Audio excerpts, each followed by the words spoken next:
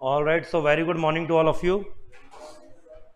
बेटा आज की क्लास में हम लोग बोनस राइट इशू का एक कंबाइंड क्वेश्चन करेंगे। जो मैंने आपको लास्ट क्लास में बोला था कि इसको नहीं करना, बाकी अब होमवर्क में ट्राई करना। तो ये वाला क्वेश्चन हम लोगों ने आज की क्लास के लिए बचा के रखा है एंड इसके बाद our topic will be over.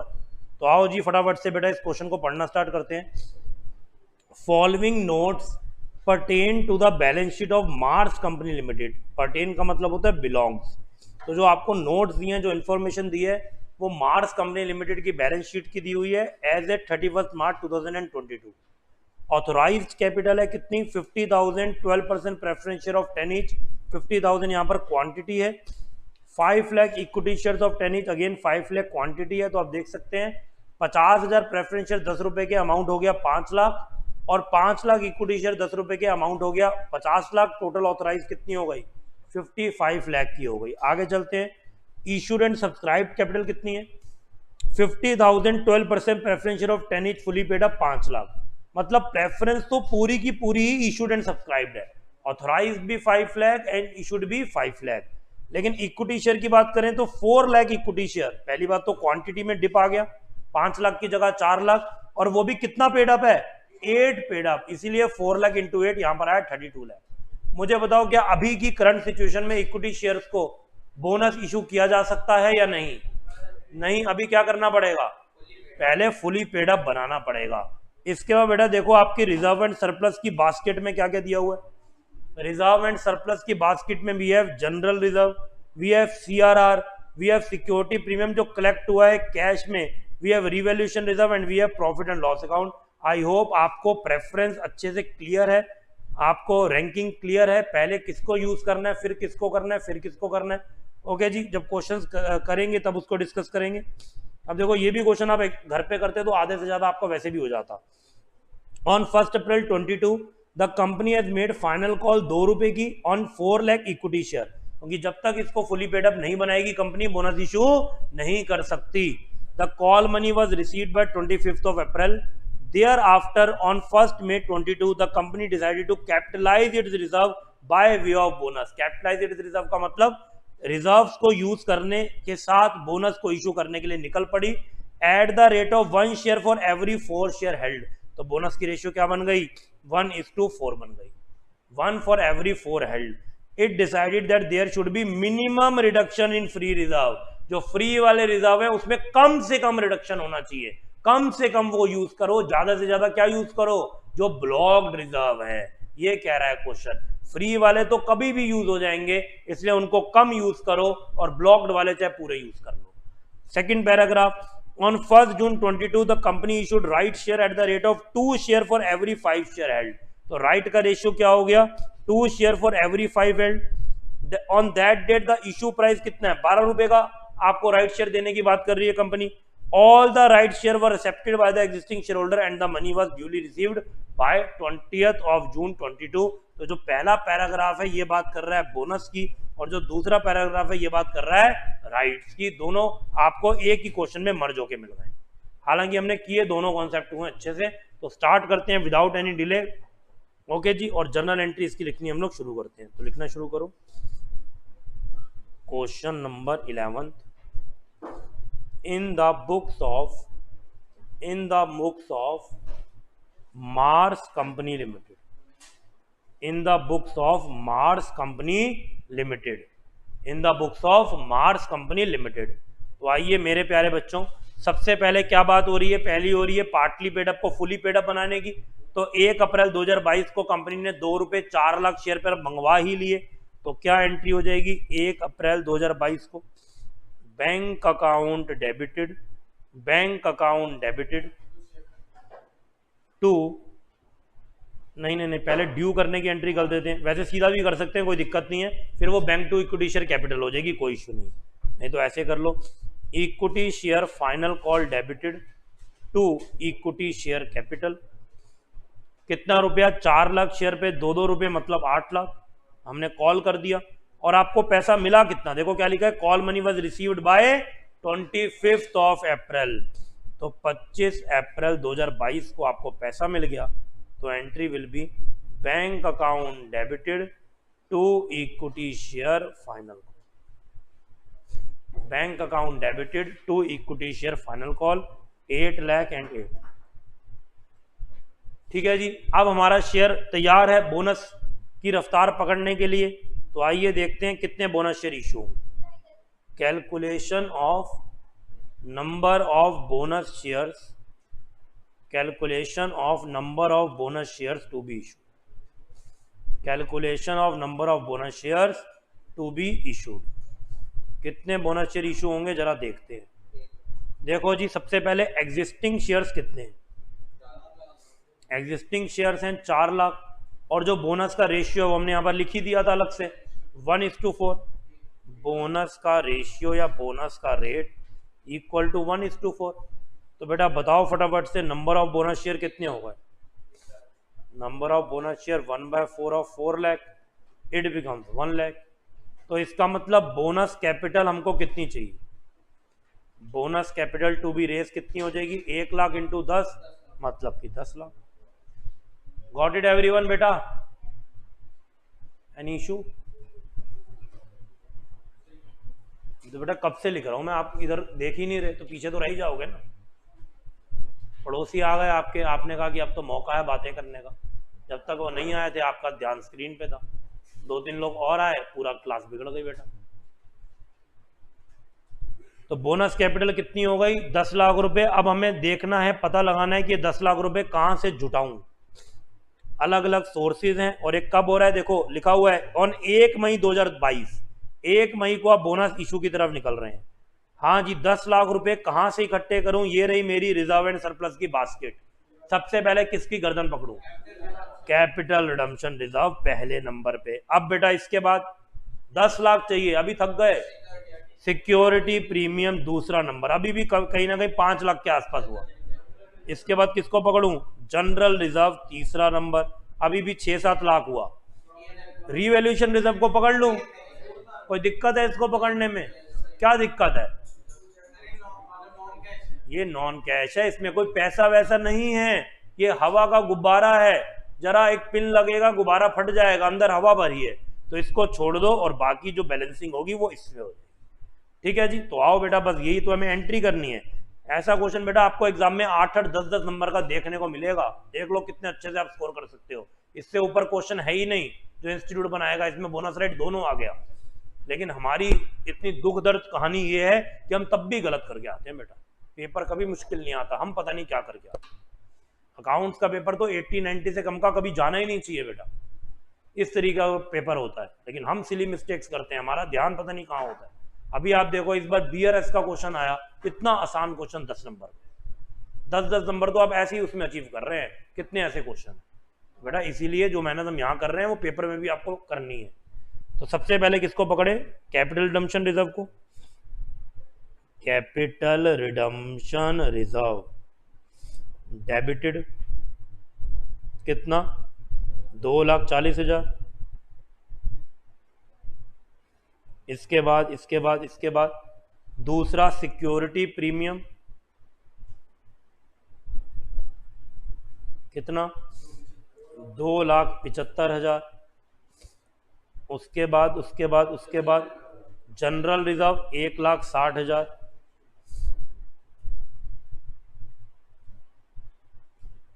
बताओ जी, क्या 10 लाख पूरा हो गया? नहीं। तो कितना पैसा P&L से चोरी करूं?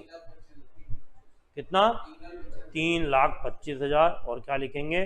टू बोनस इशू लिख दो या बोनस टू शेयर होल्डर, एक ही बात। 10 लाख। ओके, और इसके बाद हम लोग बोनस शेयर इनको दे देंगे। तो second entry will be bonus issue debited to equity share capital. कितना? 10 लाख और 10 लाख। ओके जी। इसके बाद वर्किंग नोट दूसरा, working note number 2, calculation of number of right shares to be issued. Calculation of number of right shares to be issued. तो again वही question, अभी company के पास इस टाइम एग्जिस्टिंग शेयर्स कितने हैं? हाँ जी, कितने हैं बेटा? बैलेंस शीट में देखें तो 4 लाख थे, लेकिन लेकिन लेकिन अभी अभी क्या हुआ, बोनस इशू हुआ तो उससे बढ़ भी तो गए। कितने बढ़ गए? 1 लाख और, तो टोटल कितना हो गया? ये हो गया बेटा 5 लाख अब हो गया। एग्जिस्टिंग शेयर्स कितने हो गए राइट इशू के टाइम पे? तो इसको ऐसे लिख सकते हो, shares before right issue. Right से पहले 4 लाख नहीं है, 5 लाख है। बच्चे यही गड़बड़ करते हैं, वो 4 लाख पे राइट शेयर की रेशियो लगा देंगे, जो कि गलत होगी। आप देखो बोनस पहले हुआ है तो शेयर बढ़ चुके हैं। अब राइट्स की रेशियो कितनी है हमने अलग से लिखी थी, ये देखो राइट की रेशियो 2:5 लिखा था ना, rate of 2 share for every 5 share held. तो कितनी रेशियो हो गई? 2:5 की हो गई। तो 2:5 रेशियो है। तो बताओ जी, number of right shares to be issued कितने हो गए? 2/5 ऑफ 5 लाख कितने हो गए जी? 2 लाख हो गए। 2/5 ऑफ 5 लाख मीन्स 2 लाख। और इसके आपको पैसे वैसे कब मिल रहे हैं? देखो क्या लिखा, 1 जून को कंपनी ने राइट शेयर की अनाउंसमेंट करी, सारे राइट एक्सेप्ट करे, और पैसा कब मिला? 20 जून 2022।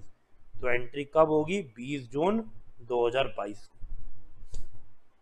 ओके, बैंक अकाउंट डेबिटेड, कितना पैसा मिला? 2 लाख राइट शेयर इशू करने हैं, और कितने के करे? देखो, date the issue price of 12 रुपए पर शेयर। तो 2 लाख इंटू 12 कितना हो गया? 24 lakh. To equity share capital, ये तो 10 रुपए से ही जाएगी, तो कितना हो गया? 20 लाख। और जो एक्स्ट्रा आपने पैसा कमा लिया वो किस में आ जाएगा? सिक्योरिटी प्रीमियम में 4। डन? क्लियर है बच्चों? यस और नो? अब मेरा एक क्वेश्चन है, जैसे आपने अभी यस बोला उसका भी आंसर कर देना बेटा। पिछली क्लास से रिलेटेड जो होमवर्क दिया था, जो एग्जैक्टली सेम क्वेश्चन थे, कितनों ने नहीं किए? Raise your hand. अभी मैं आगे वैसे भी देखने वाला। ये देखो 50% से भी ज्यादा बच्चे, मतलब 70-80% ही है। बेटा पास होना है कि नहीं होना? बताओ अपना आज एक नया 999वां एक्सक्यूज क्या है तुम्हारा? हाँ जी बेटा, फिर जिसमें बिजी हो वही कर लो, ये तो आपके लिए सेकेंडरी है, वो प्राइमरी काम होगा वही कर लो बस, इसको छोड़ो। एक काम तो शिद्दत से करें। होमवर्क कब दिया गया था बेटा? क्लास कब थी हमारी? सैटरडे को। संडे को बिजी सर हम, मंडे की भी छुट्टी थी वो भी बिजी, और अब हमारी आंख खुली है क्लास में ही सीधा 2 दिन पूरे बिजी, और सैटरडे को भी आधे दिन के बाद तो आप घर चले गए। 2.5 दिन से आप बिजी चल रहे हैं कि आपसे होमवर्क नहीं हुआ। तो बेटा पूरे दिन टेस्ट पढ़ रहे थे? मैं तो नहीं मानता, पढ़े तुम 18 घंटे। हाँ जी बेटा, ये सब बेकार की बातें हैं। होमवर्क के लिए आपको टाइम नहीं मिल रहा, तो आप एंड में फुल कोर्स का टेस्ट होगा, आप तो कर ही नहीं पाएंगे कि हम तो सर 2 ही चैप्टर पढ़ सकते हैं एक दिन में। हाँ बेटा, बाकी लोग बेटा 2.5 दिन से तुम्हारे पास होमवर्क का टाइम नहीं मिला, कल को मेरे पास मत आना सर ये डाउट है वो है, मैं भी नहीं तुम्हारी सुनूंगा। जब तुम मुझे सपोर्ट नहीं कर रहे, how I will support you. और कम से कम बेटा जो बच्चे अटेम्प्ट दे चुके हैं, तुम तो बेटा एक ठोकर भी खा चुके हो, अब कौन सी ठोकर खानी बाकी है बेटा? अभी भी दुख नहीं हुआ तुम्हें?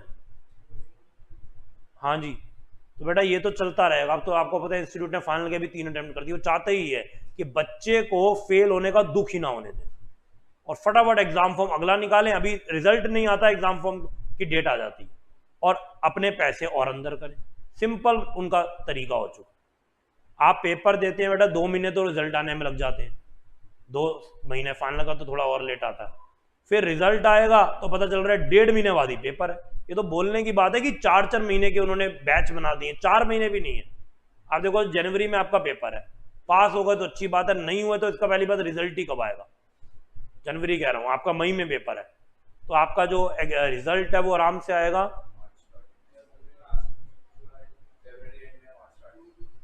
अरे बेटा मई में पेपर दोगे आप, जुलाई में आएगा। जुलाई में फेल हो गए या जो भी बच्चे फेल होंगे होश संभालेंगे, जुलाई अगस्त सितंबर में फिर से पेपर। तो दुख मनाने का टाइम ही ना दो किसी को, ये है इंस्टीट्यूट की स्ट्रेटेजी। और तुम्हें वैसे भी नहीं हो रहा, तो वो दुख बेटा छोटा छोटा दुख ना छोटा हो गया। छोटा दुख कभी ठोकर नहीं लाता, बड़ा दुख शरीर को हिला देता है, माइंड सोल बॉडी सबको हिला देता है। तो दुख ही नहीं होगा, कोई बात नहीं, जनवरी मई सितंबर का मेला है, किसी में भी हमने बस पकड़ ली, ट्रेन पकड़ ली तो घुमाएंगे।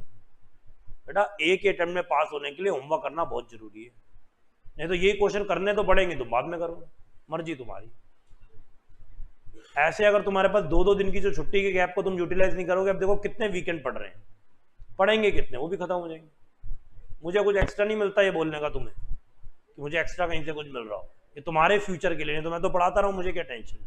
लेकिन अब इस टाइम हम तो पढ़ा ही रहे हैं टिल लास्ट डे, लेकिन आपके एफर्ट मैटर करते हैं बेटा। आपने नहीं पढ़ा, पेन पेपर कैलकुलेटर नहीं उठाया, क्वेश्चन हाथ से सॉल्व नहीं करे, पेपर में कुछ नहीं कर पाओगे। लिख लो इस बात को बोल्ड लेटर में कहीं पर भी, कि सर कहते थे अगर हमने खुद क्वेश्चन सॉल्व नहीं करे ना तो पेपर में हम कर नहीं सकते। लिख लो बेटा कहीं पे, पक्की बात है बिल्कुल। देखने से क्वेश्चन नहीं आते, देख के तो ये भी तुम्हें बहुत अच्छा लगा होगा, क्या मुश्किल लगा? नहीं। बच्चे क्यों नहीं पेपर में कर पाते? क्योंकि उन्होंने खुद से नहीं किए। कंफ्यूजन तभी होती है जब खुद करना शुरू करो। ऐसे तो देख के बिल्कुल मक्खन लग रहा है क्वेश्चन, कोई टेंशन ही नहीं, पहले बोनस की बातें कर ली, 2 एंट्री कर ली, फिर राइट की कर ली, कहानी खत्म। खुद करके देखो ना, पता चलेगा। ठीक है जी, तो अब आप बेटा कोई छोटे बच्चे नहीं रहे, आई डोंट वांट कि इसको हम बार बार डिस्कस करें, पढ़ो। और कोई आपके पास अब कारण नहीं है, कोई और बात नहीं है पढ़ने के अलावा। और अगर कुछ आपके फैमिली में अभी तक फंक्शन चल रहे हैं तो उसको आप अपने लेवल पे छोड़ भी सकते हो, अगर आपको सीए करनी है। सीए के लिए बेटा बहुत सेक्रीफाइस करने पड़ते हैं। चलो जी, without any delay now come to the next topic. ये हमारा कंप्लीट हो गया, and the heading of the next topic is redemption of preference share. Put the heading everyone, redemption of preference shares। Redemption of preference share. Redemption का मतलब आप सबको पता है, रिडम्पशन का मतलब रीपेमेंट, वापस से पे कर रहे हैं जो हमने इनका पैसा उठाया था। Repayment of preference share. ये प्रेफरेंस शेयर क्या होते हैं और इनके आगे प्रेफरेंस वर्ड क्यों लगा हुआ है? शेयर तो समझ में आता है, इक्विटी शेयर भी होते हैं, प्रेफरेंस शेयर को ऐसी क्या एडिशनल प्रेफरेंस मिलती है? हाँ जी, डिविडेंड मिलता है। एक तो इन्हें क्या मिलेगा? Fixed rate of dividend. इनका डिविडेंड का रेट फिक्स है, हालांकि चेंज हो सकता है कुछ समय, कुछ सर्कमस्टेंसेस में, अदरवाइज वो फिक्स ही रहता है। और इसके बाद और किस चीज का इनको पक्का पक्का भरोसा है? कि इनकी जो कैपिटल है वो पक्का रीपे होगी। इन्होंने जो पैसा कंपनी को दिया वो पक्का पक्का रीपे होगा, लेकिन इक्विटी वालों के साथ ये नहीं होता। इक्विटी वालों की कैपिटल बेटा पूरी डूब भी सकती है, शेयर बाजार है वो, चले तो चांद तक, ना चले तो जमीन तक भी नहीं। कंपनी बंद, जीरो, इक्विटी शेयर होल्डर बेटा उस क्यू में सबसे एंड में खड़ा है। सबको पेमेंटें होंगी, कुछ बचेगा तो उसके हाथ में आएगा, ज्यादा बचेगा तो वो भी उसी को मिलेगा। फायदे नुकसान रिस्क सब उसी का है, लेकिन प्रेफरेंस वालों का रिस्क नहीं है, क्योंकि इनको तो भैया कैपिटल आपको देनी ही है वापस, और इनका फिक्स रेट ऑफ डिविडेंड है, तो इनको डिविडेंड भी कहीं ना कहीं मिलता है। डिविडेंड से भी बड़ी बात रीपेमेंट ऑफ कैपिटल, क्योंकि कोई भी पर्सन जनरली शेयर्स में बेटा इन्वेस्ट डिविडेंड के पर्पज से नहीं करता। करते हैं वो बहुत कम शेयर होल्डर है, ओल्ड एज शेयर होल्डर हो सकते हैं जिनको छोटा छोटा डिविडेंड खाना है। हमारे ऐसा शेयर होल्डर कभी किसी कंपनी में डिविडेंड के लिए इन्वेस्ट नहीं करेगा। हमें तो अपने शेयर की प्राइस ज्यादा बढ़ते हुए देखनी है, तो वो आपकी यहाँ पर सेफ है, आपकी कैपिटल को कोई दिक्कत नहीं है, वो कंपनी रिडीम करेगी रीपे करेगी। लेकिन इक्विटी शेयर जो है वो लिस्टेड कंपनी के शेयर बाजार में आते हैं, स्टॉक मार्केट में, मार्केट की डिमांड सप्लाई पे चलते हैं। आपकी कंपनी की डिमांड ज्यादा है तो शेयर कहां से कहां पहुंच जाए, और बेटा डिमांड कुछ नहीं है तो शेयर कहां से कहां पहुंच जाए, लेकिन इस पे कोई इंपैक्ट नहीं आने वाला है। बात समझ में आ गई? और हमें इसी की यहां पर अकाउंटिंग करनी है। लिखना शुरू करते हैं, लिखो जी। Redemption of preference shares means redemption of preference shares means repayment of capital, means repayment of capital funded by preference shareholders, repayment of capital funded by preference shareholders at the time of an issue, at the time of an issue के time पे repayment of capital funded by, जो दी हुई किसने दी? Preference share holder ने। Issue के time पे आपको capital दी थी, उसको वापस करने की यहां पर बात होगी। Got it? तो अब हम लोग इनको कैपिटल वापस कैसे कर सकते हैं, इसके अलग अलग 3 तरीके हैं जिससे हम लोग पैसा इकट्ठा कर सकते हैं इनको कैपिटल वापस करने के लिए, क्योंकि पैसा तो चाहिए ना। जो आपने पैसा इनसे 5 साल 10 साल पहले उठाया था, अब वो उठाने की बात नहीं हो रही, वो तो हम पढ़ चुके इशू ऑफ शेयर्स में। इक्विटी प्रेफरेंस शेयर का इशू सेम ही होता है, वो हम पढ़ चुके। उसमें भी कभी कभी प्रेफरेंस के क्वेश्चन आते थे ना, तो हम इक्विटी शेयर कैपिटल की जगह क्या वर्ड लिख देते थे, प्रेफरेंस शेयर कैपिटल। अब बात रिडम्पशन की हो रही है। ओके, इनको रिडीम कहां से कर सकते हैं, तो लिखो यहां पर there are 3 different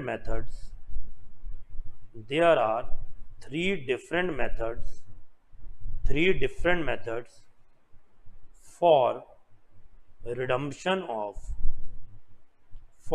redemption of preference shares. There are 3 different methods for redemption of preference shares.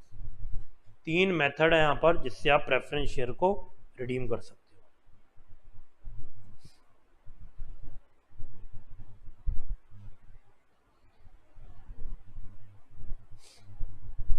There are 3 different methods for redemption of preference share. क्या क्या हैं 3 different methods? पहला, by fresh issue of shares.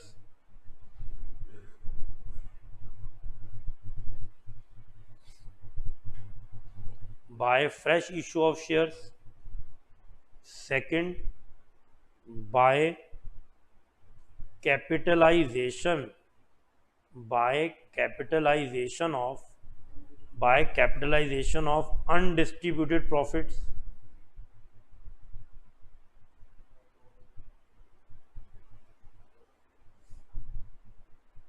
By capitalization of undistributed profits.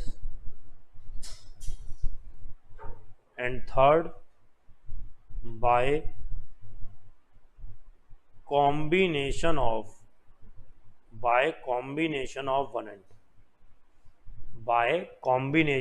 1 and 2.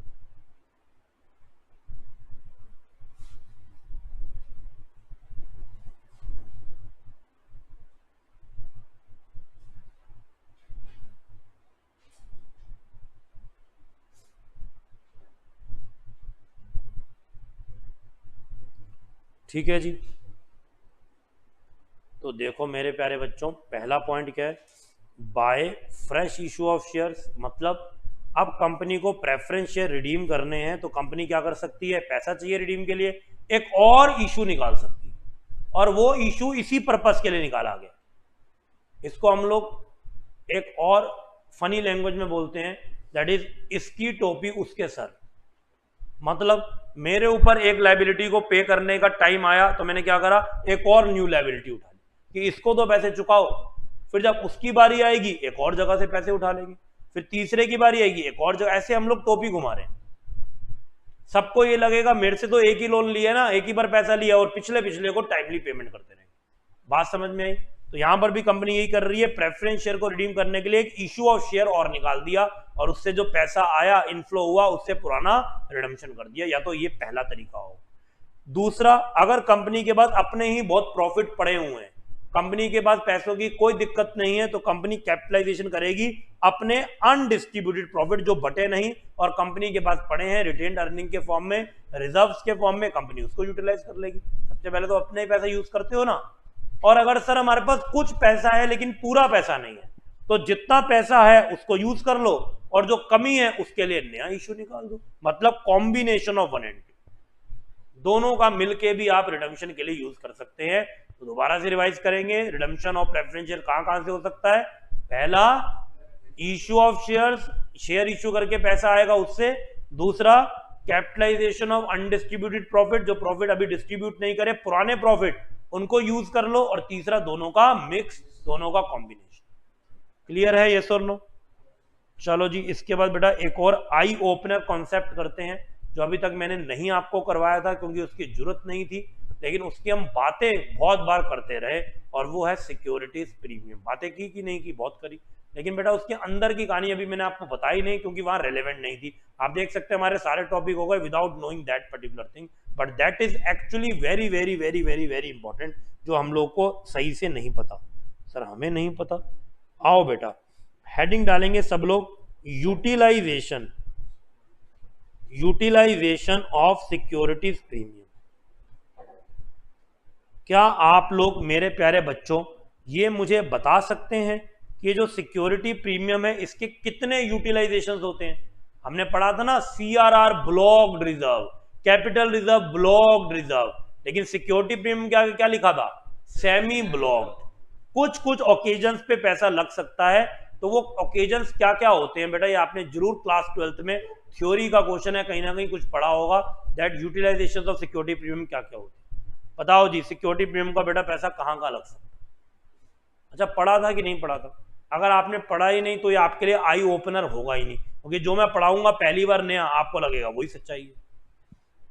पढ़ा था बेटा, theory का question आता था क्लास 12th में कि सिक्योरिटी प्रीमियम के यूटिलाइजेशन क्या होते हैं। अच्छा, कितने होते हैं? 5 होते हैं, ये तो पता है, तो 5 को धीरे धीरे याद करने की कोशिश करो। जब तुमने नंबर सही बता दिया तो उसके तुम्हें यूटिलाइजेशन भी धीरे धीरे याद आएंगे।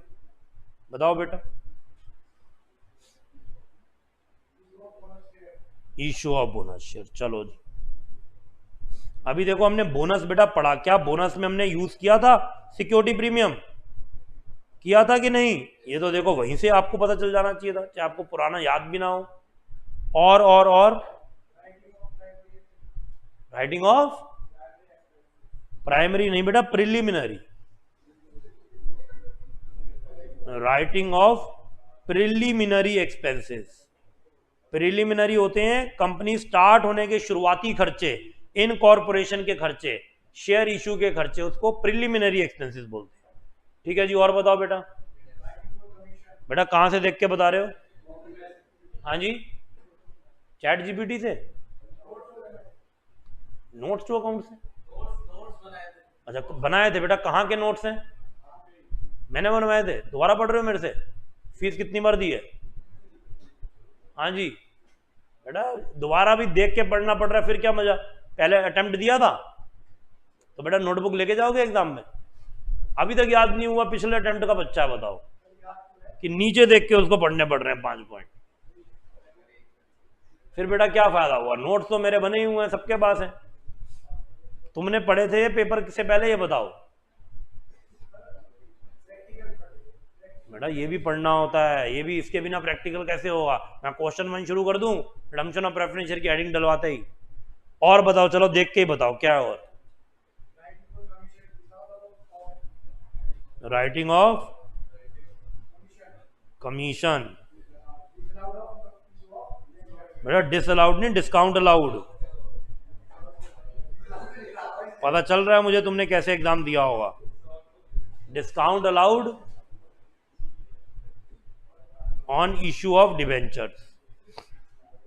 ये बेटा बाकी बच्चों को भी याद आना चाहिए, तुम लोग पढ़ चुके हो, क्लास 12th के कॉन्सेप्ट हैं जो भूल गए हो पूरे। और क्या था? टू प्रोवाइड फॉर, और लिखना भी साथ से शुरू करो, to provide for premium on redemption of preference shares और डिवेंचर्स। ठीक है जी। और इसके बाद for buy back of shares. तो ये हैं हमारे 5 यूटिलाइजेशन जिसके ऊपर आप अपना सिक्योरिटी प्रीमियम यूज कर सकते हैं। ये है बेटा 5 यूटिलाइजेशन जो आपको, अगर आप पढ़ते हैं, अब आपको पता ही नहीं तो मैं क्या बताऊं, जो आपको क्लास 12th में पढ़ाया जाता है कि बेटा 5 पॉइंट लर्न कर लेना, समझ लेना, जैसे भी है, इस पे थ्योरी का क्वेश्चन आ सकता है। अब याद आ रहा है कुछ ऐसे ऐसे पढ़ा था? पढ़ा है नहीं बेटा? नलायक हो बेटा तुम, बुक में तो लिखा होगा, खुद से पढ़ लेते। सारी चीजें कोई पढ़ाएगा ही तो पढ़ोगे। बुक मिलती है ना आपको, पढ़ने के लिए मिलती है वो, ये नहीं कि उसने कसम खाई हुई है कि सारी चीज कोई टीचर ही पढ़ाएगा। तुम भी पेज उसके टर्न करोगे तो तुम पढ़ सकते हो। ठीक है जी।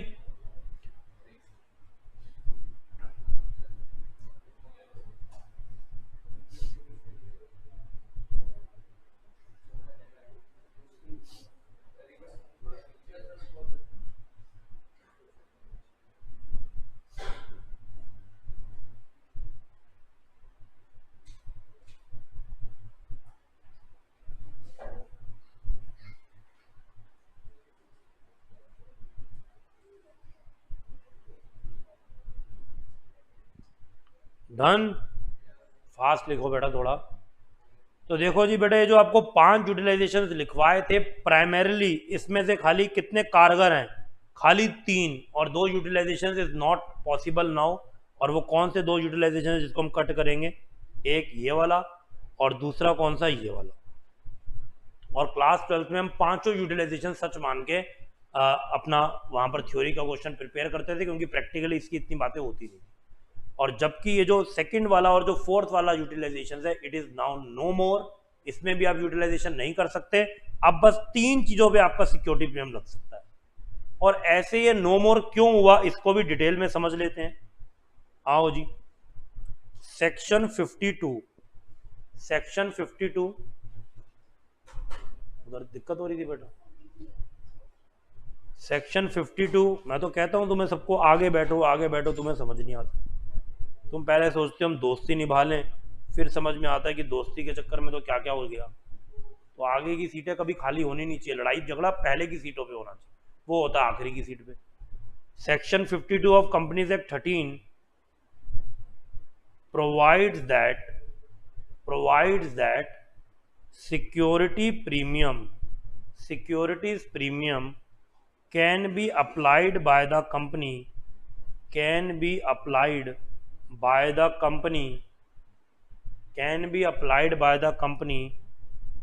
any of the above manner, इनमें से किसी भी मैनर में लग सकता है। कौन कौन से manner? In any above manner मतलब जो हमने ऊपर लिखे हैं, इधर ये मत लिखो, इसके आगे कुछ लिखेंगे। In any of the above 5 manners, लेकिन नोट लिखो, certain class of companies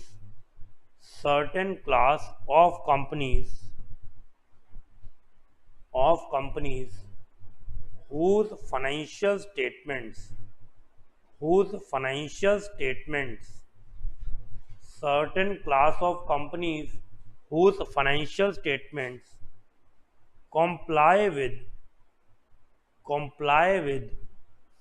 accounting standards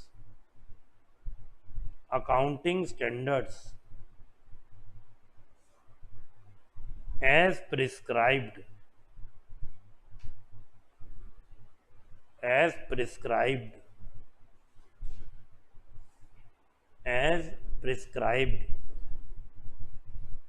under section 133 of Companies Act 2013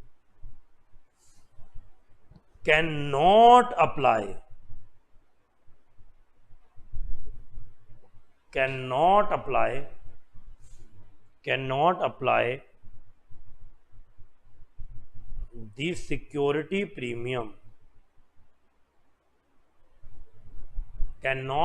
the security premium for the purposes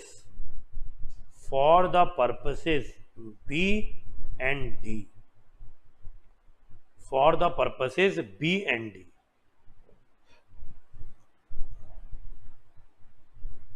ठीक है जी। तो देखो क्या कह रहे हैं, पहले तो बोला इन्होंने कि सेक्शन 52 कहता है कि कंपनीज एक्ट ने ये कहा कि सिक्योरिटी प्रीमियम को अप्लाई कर सकते हैं company any of the above manner, मतलब 5 में से किसी में भी अप्लाई कर लो, पहले तो ये बोला। फिर उसके बाद उन्होंने बोला कि कुछ क्लास ऑफ कंपनी है जो फाइनेंशियल स्टेटमेंट को कंप्लाई करती हैं, फाइनेंशियल स्टेटमेंट को जिस हिसाब से बनाने चाहिए फॉलो करती हैं, जो अकाउंटिंग स्टैंडर्ड ने बोला अंडर सेक्शन 133 कि आपको कंप्लाई करना जरूरी है। एक सेक्शन है 133 ऑफ कंपनीज एक्ट 13 जो बोलता है कि आपकी जो अकाउंटिंग होनी चाहिए वो अकाउंटिंग स्टैंडर्ड को कंप्लाई करनी चाहिए। और ये सेक्शन बोलता है साथ में कि आपको कैन नॉट अप्लाई, आप अप्लाई नहीं कर सकते security premium B and D के हिसाब से, मतलब ये हो गया बी और ये हो गया डी, इसके हिसाब से कर नहीं सकते, ऐसा अकाउंटिंग स्टैंडर्ड बोलता है। तो आपके पास देखा जाए तो ऑप्शन क्या है, पहला ऑप्शन है कि आप एएस को अगर फॉलो ना करो तो आपके लिए 5 यूटिलाइजेशन अवेलेबल है, क्योंकि उसने ये बोला ना कि आप 133 कहता है कि एएस को अप्लाई करो, और अगर आप एएस को अप्लाई करते हो तो आप इसको अप्लाई नहीं कर सकते सिक्योरिटी प्रीमियम को बीओडी में। या फिर तरीका है आप एएस को अप्लाई मत करो, तो आप 5 आपके रास्ते खुल गए। और अगर आप एएस को अप्लाई करते हो तो then you have only and only how much utilisation 2। हाँ देख लूंगा जहां तक ले पाऊंगा, ठीक है। ओके जी, तो बात मेरी समझ में आई। तो अगर आप एएस को कह रहे हैं फॉलो नहीं करते, तब तो ये बात ही आप पे नहीं लगी, तो आप पांचों के पांचों यूटिलाइजेशन चलाओ। लेकिन अगर आप एएस फॉलो करते हो, जो सेक्शन 133 बोलता है कि एएस को वैसे भी फॉलो करना है, तो आपके पास यूटिलाइजेशन कितने रह जाते हैं? 2 हट जाते हैं, खाली 3 रह जाते हैं। अब देखो जी, मुद्दा है क्या, क्या कंपनी एएस आपके हिसाब से फॉलो करे कि ना करे? बताओ भाई, करे कि ना करे? ना करे तो 5 यूटिलाइजेशन, करें तो केवल 3। ना करें बेटा, अकाउंट्स के स्टूडेंट होने के बावजूद ये बोल रहे हो, चार्टर्ड अकाउंटेंट होने वाले हो तो भी ये बोल रहे हो कि एएस ही फॉलो ना करें। बेटा as is just like a Holi accounting book for any accountant और any chartered accountant. Bhagavad Gita, Quran, Bible, जो भी आप गुरबानी जो भी पढ़ते हैं, जैसे वो होली बुक है ना आपकी, धर्म रिलेटेड, रिलीजन रिलेटेड, तो बेटा अकाउंट्स की होली बुक क्या है? अकाउंटिंग स्टैंडर्ड, जिसके सारे कानून कहाँ लिखे गए? अकाउंटिंग स्टैंडर्ड बुक में लिखे गए। तो ऐसे कंप्लाई कैसे ना करें? और अगर कंप्लाई नहीं करेंगे तो दूसरे चक्करबाजी में पड़ जाएंगे। तो देखो प्रैक्टिकली अब क्या सिचुएशन है। जो कंपनीज है ना, 99.99% कंपनीज एएस को बेटा कंप्लाई करती ही है। ये कुछ चुनिंदा 0.01% कंपनी हो सकती हैं जो एएस को कंप्लाई नहीं कर रही। तो अगर आप एएस को फॉलो करते हो, इफ कंपनी फॉलोज एएस, अगर कंपनी फॉलो करती है एएस, तो 3 यूटिलाइजेशंस अवेलेबल है, 3 यूटिलाइजेशंस अवेलेबल। और अगर कंपनी कंप्लाई नहीं करती, if company doesn't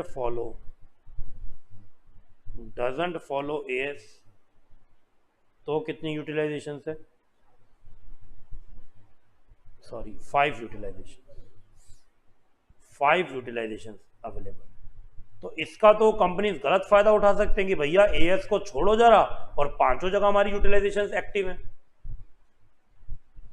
okay ji, as को फॉलो मत करो तो हमारे पास पांचों यूटिलाइजेशन अवेलेबल है। लेकिन इस बात के हिसाब से आप बेटा लीगली एएस को नहीं छोड़ सकते, एएस तो फॉलो आपको करना ही करना है।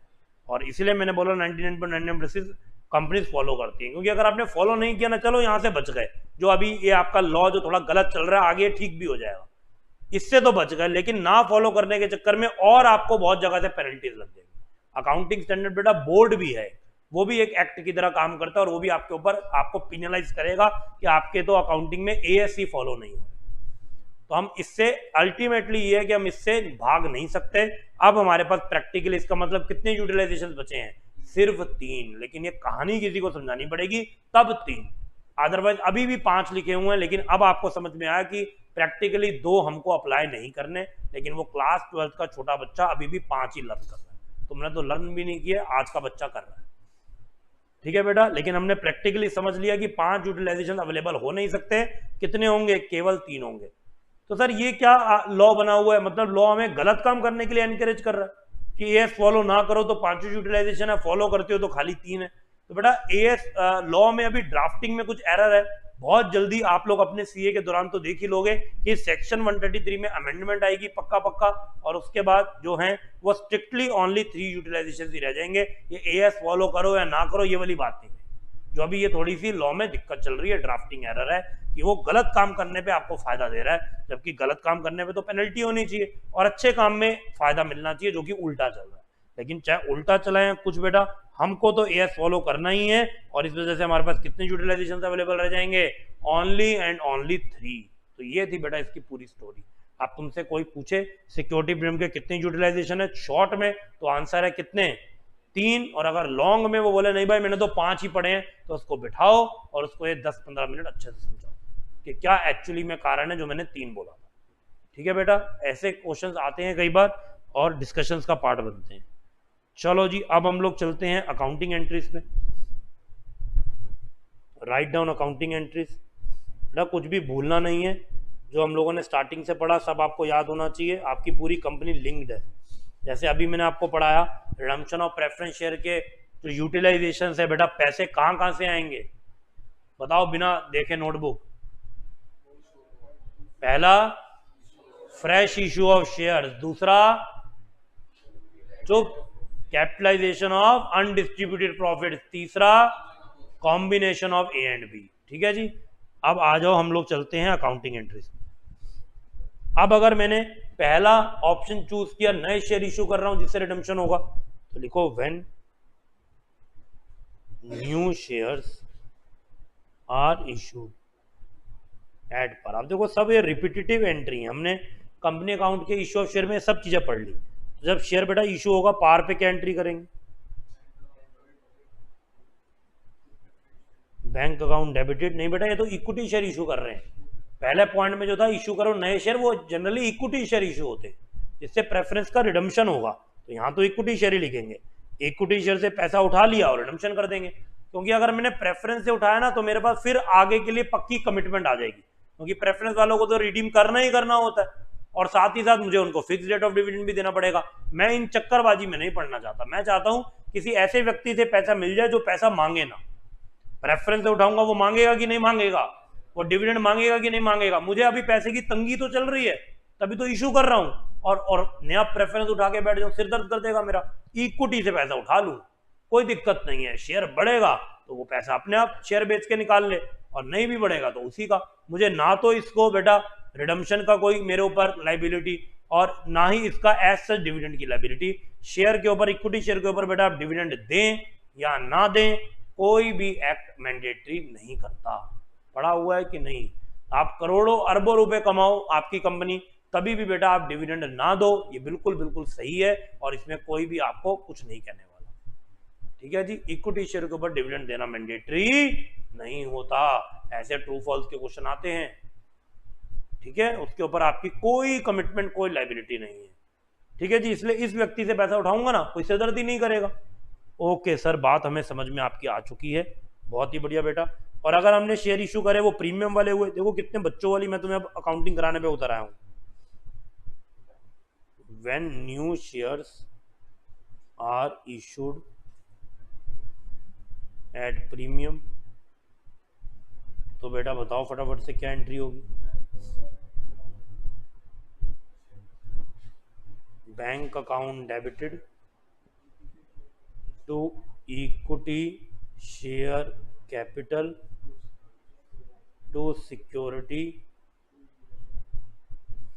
Premium. Bank account debit to equity share capital to security premium. Done. और next, when preference shares are redeemed at par, जब हम लोग पार पे रिडीम करते हैं, ना अच्छी हैंडराइटिंग में लिखना, यही आपके नोट्स बन जाएंगे, पेपर से पहले इसी से रिवाइज करना बस।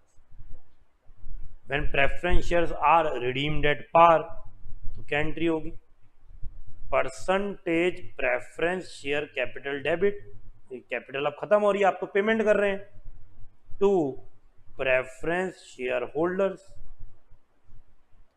ड्यू कर दिया आपने प्रेफरेंस शेयर होल्डर को, और उसके बाद प्रेफरेंस शेयर होल्डर्स डेबिटेड, और पेमेंट चली गई तो टू बैंक। करो जी बेटा फटाफट से note down.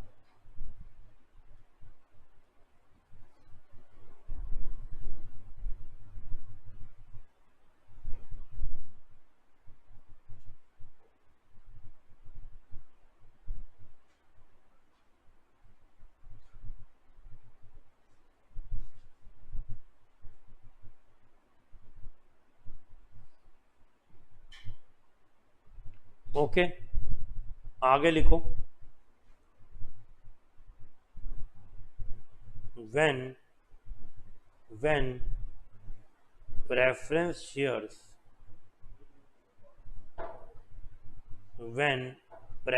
shares are redeemed at a premium, when preference shares are redeemed at a premium, तो क्या एंट्री होगी, percentage preference share capital debited, और साथ में बेटा जब मैं प्रीमियम पे रिडीम कर रहा हूं तो याद करो, जब मैंने प्रीमियम पे इशू के टाइम पे एंट्री करी थी कि रिडम्पशन एट प्रीमियम है। जब बेटा इशू के टाइम पे मैंने रिडम्पशन प्रीमियम पे करना होता है, करा था ना, issue at par redeemed at premium, तो बेटा मैंने कौन से अकाउंट में अपनी लाइबिलिटी कंसीडर करी थी? लॉस बेटा कभी लाइबिलिटी नहीं होता, तो डेबिट में था। क्रेडिट में क्या लाइबिलिटी थी? Premium on redemption of debenture. किया था कि नहीं डिबेंचर की अगर बात करें? और आज उस लाइबिलिटी को पे करने का समय आ चुका है। अब तो कोई लाइबिलिटी रहनी नहीं चाहिए, तब लाइबिलिटी मानी थी क्योंकि तब इशू का टाइम था, डे 1 था कि मुझे 5 साल बाद प्रीमियम पे पेमेंट करनी है, इसलिए मैंने 2 POROD लिख दिया, premium on redemption of debenture, and correspondingly मैंने loss on issue of debenture लिखा था। ठीक है जी। सिमिलरली अगर प्रेफरेंस शेयर में होता तो भी वही लिखते। और अब वो समय आ चुका है जब मैं 100 के 110 रुपए इनको दे रहा हूं, तो क्या बेटा आज के बाद भी मेरे ऊपर लाइबिलिटी बनी रहेगी कि वो खत्म हो जाएगी? तो बेटा वो लाइबिलिटी को भी तो खत्म करना पड़ेगा। तो यहां पर क्या लिखेंगे? Premium on redemption of preference share debit. Premium on redemption of preference share debit, और ये टोटल मिला के हम देंगे टू प्रेफरेंस शेयर होल्डर। बेटा 100 रुपए फेस वैल्यू शेयर कैपिटल के, मान लो 20 रुपए इसके, 120 ड्यू। और दूसरी एंट्री जो कि पेमेंट की है वो क्या होगी? वो होगी preference share holders debited to bank. ये लो बेटा 120 पे भी कर दिए। ये मैं इमेजिनरी फिगर्स ले रहा हूं, क्वेश्चन हमें बाकी बताएगा कि क्या अमाउंट यहां आना चाहिए। डन।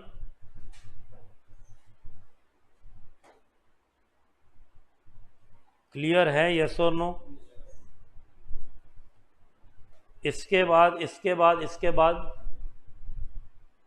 आप बताओ बेटा, और हमको क्या करना है? ये जो premium on redemption of preference shares है, इसका कहीं ना कहीं जो लॉस है वो भी हमें यहाँ एडजस्ट करना पड़ेगा, क्योंकि मैंने वहां लॉस भी तो लिया हुआ है। ठीक है जी। अब वही लॉस है तो premium on redemption of preference share का ही, तो उसको हम लोग कैसे अब हटाएं? किसी से तो एडजस्ट करना पड़ेगा। और ये हमने पढ़ लिया अच्छे से कि अब देखो जी, सिक्योरिटी जो प्रीमियम है, क्या हम उससे यूटिलाइज कर सकते हैं अपने लॉस ऑन प्रीमियम को? क्या लिखा हुआ है डी में? टू प्रोवाइड फॉर, जो आप premium on redemption of preference share debenture में एक्स्ट्रा पैसा दोगे वो आप सिक्योरिटी प्रीमियम से दे सकते हो, ऐसा पहले लिखा था। लेकिन हमने अब डिटेल में पढ़ लिया कि अगर कंपनी एस फॉलो करती है तो डी वाला ऑप्शन उसके लिए नहीं है। वो सिक्योरिटी प्रीमियम को रिडम्पशन पे ज्यादा अमाउंट प्रीमियम पे देने से एडजस्ट नहीं कर सकती। तो अगर मैं पुराने जमाने की बेटा एंट्री बताऊं तो मैं क्या एंट्री करता था अपने लॉस को हटाने की, राइट ऑफ करने की? तो मैं यहां पर एंट्री कर देता था सिक्योरिटीज प्रीमियम डेबिटेड। ये बेटा 500 साल पुरानी एंट्री है, to premium on redemption of preference. लेकिन मेरे प्यारे बच्चों, क्या अब ये सिक्योरिटी प्रीमियम यहां आ सकता है? नहीं, उसको तो उन्होंने डी में मना करा दिया। तो इसको हम लिख के काटेंगे ताकि याद रहे, और इसकी जगह क्या आ जाएगा? हमारा प्यारा पीएन, और हमारा लॉस बेटा यहां से राइट ऑफ होगा। तो गलती से भी एग्जाम में सिक्योरिटी प्रीमियम को यूज मत कर लेना, premium on redemption of preference share. करो बेटा फटाफट से नोट।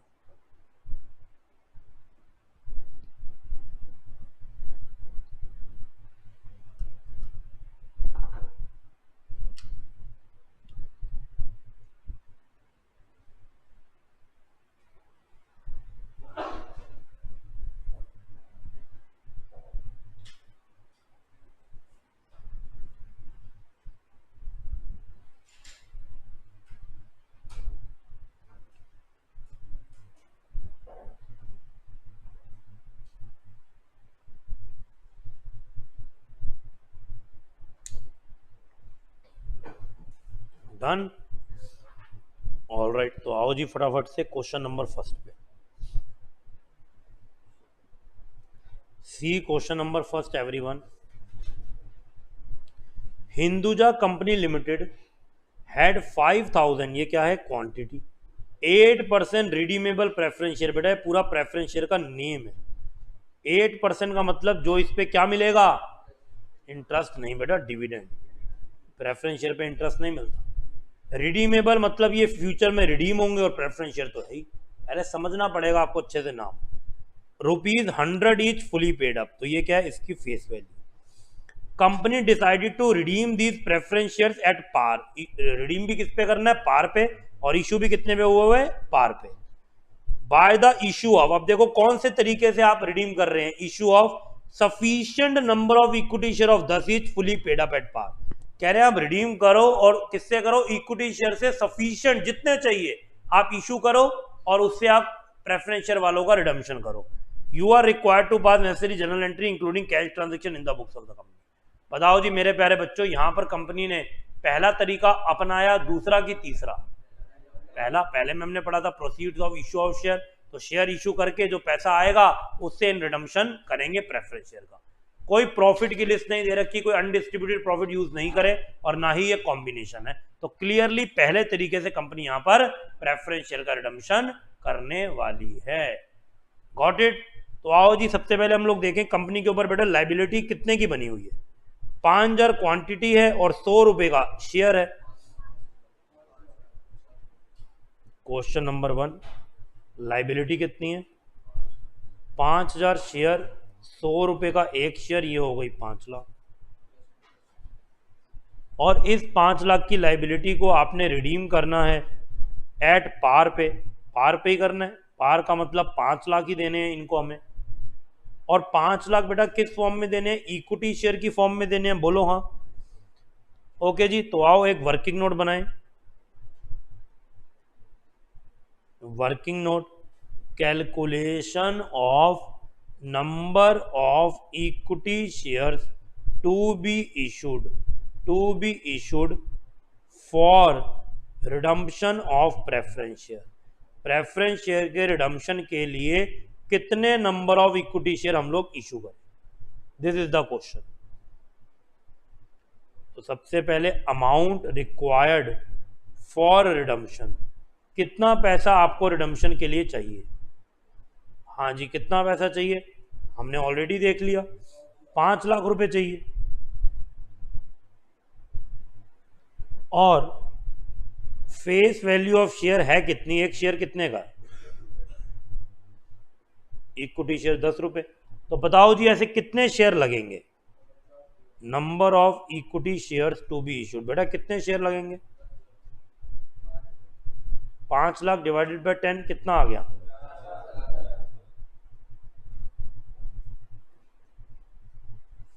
तो 50,000 शेयर लगेंगे। सबसे 10-10 रुपए हम मांगेंगे, हमारा 5 लाख इकट्ठा हो जाएगा, हम रिडम्पशन कर देंगे।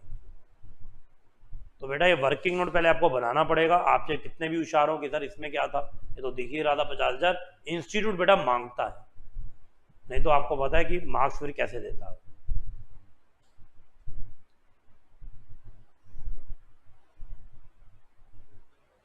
डन। चले बेटा जर्नल के पार्ट पे आओ जी, जर्नल देखें इसको।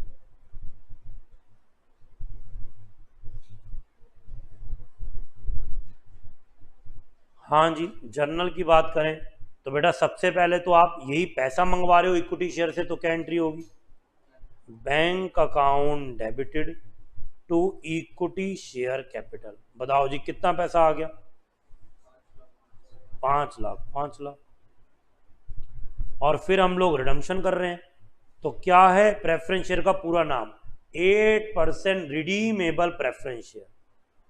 तो लिखो जी 8% redeemable preference share capital debited. और ये तो पार वाला ही शेयर है तो कोई टेंशन नहीं।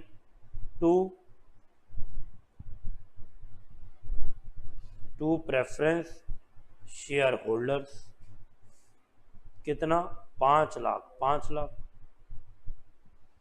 और इसके बाद preference share holders debited to bank, कितना, 5 लाख और 5 लाख।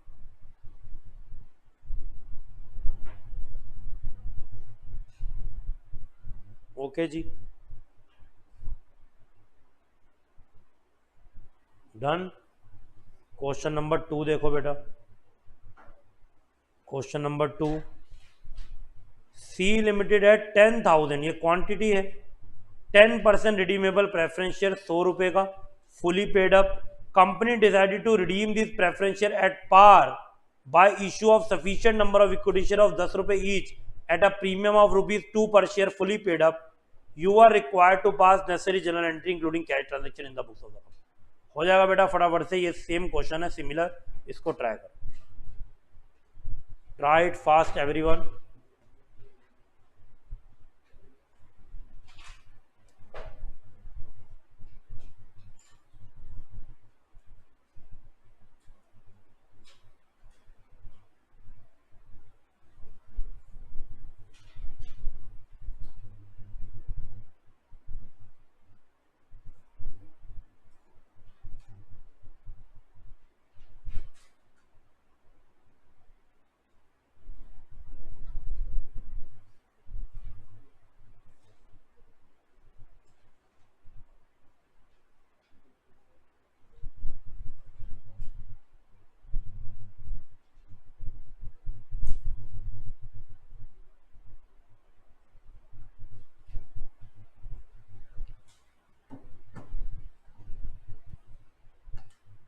हाँ जी बेटा, क्वेश्चन करना है।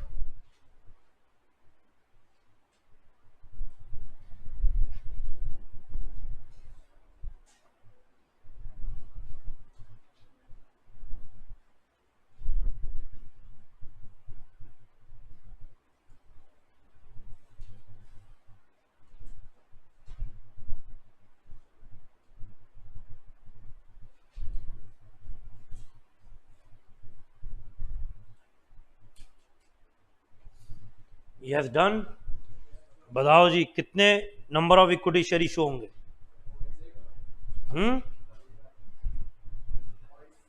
पॉइंट्स में आएगा, क्यों? नालायक, 1 लाख होंगे बेटा, पॉइंट में आ गया तुम्हारा।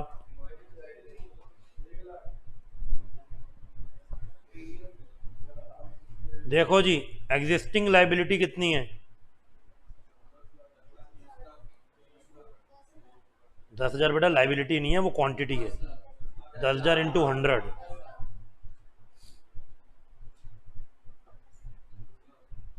10 लाख है। और रिडीम हमें किस पे करना है? एट पार ही करना है।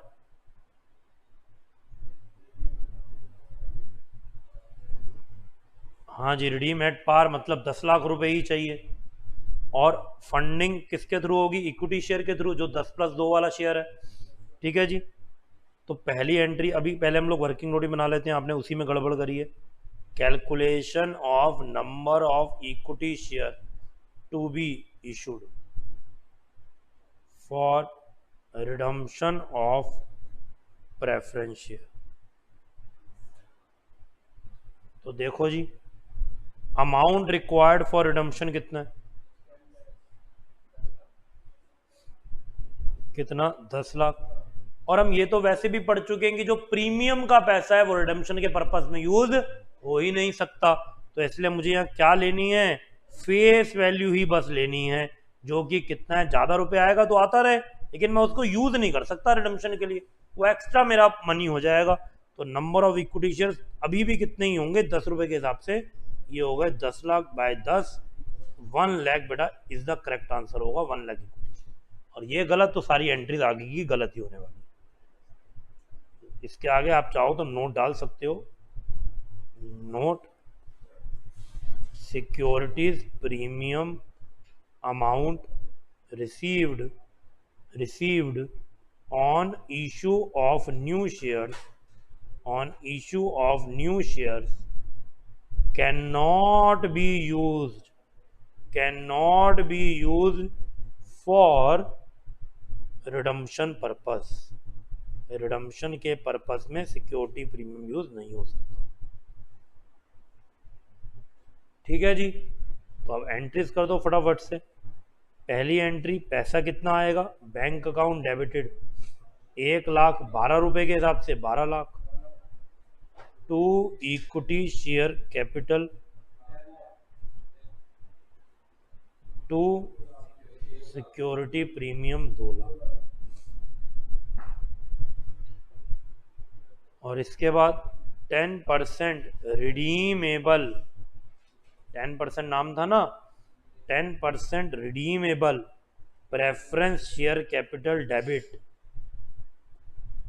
Preference share capital debit to preference share holders, कितना, 10 लाख और 10 लाख।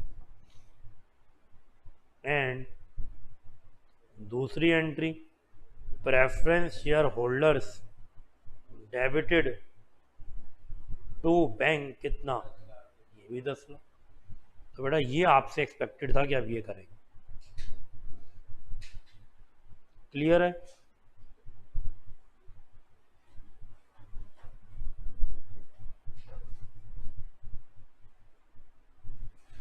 हाँ जी, डन।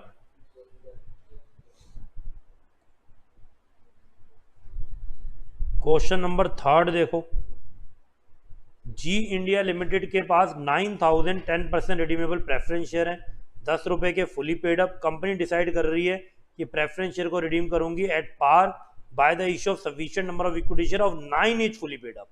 और फिर जनरल करनी है, बस तुम नंबर ऑफ इक्विटी शेयर बता दो, बाकी तो तुम कर लोगे। बताओ बताओ बताओ सोच के कितने हो जाएंगे।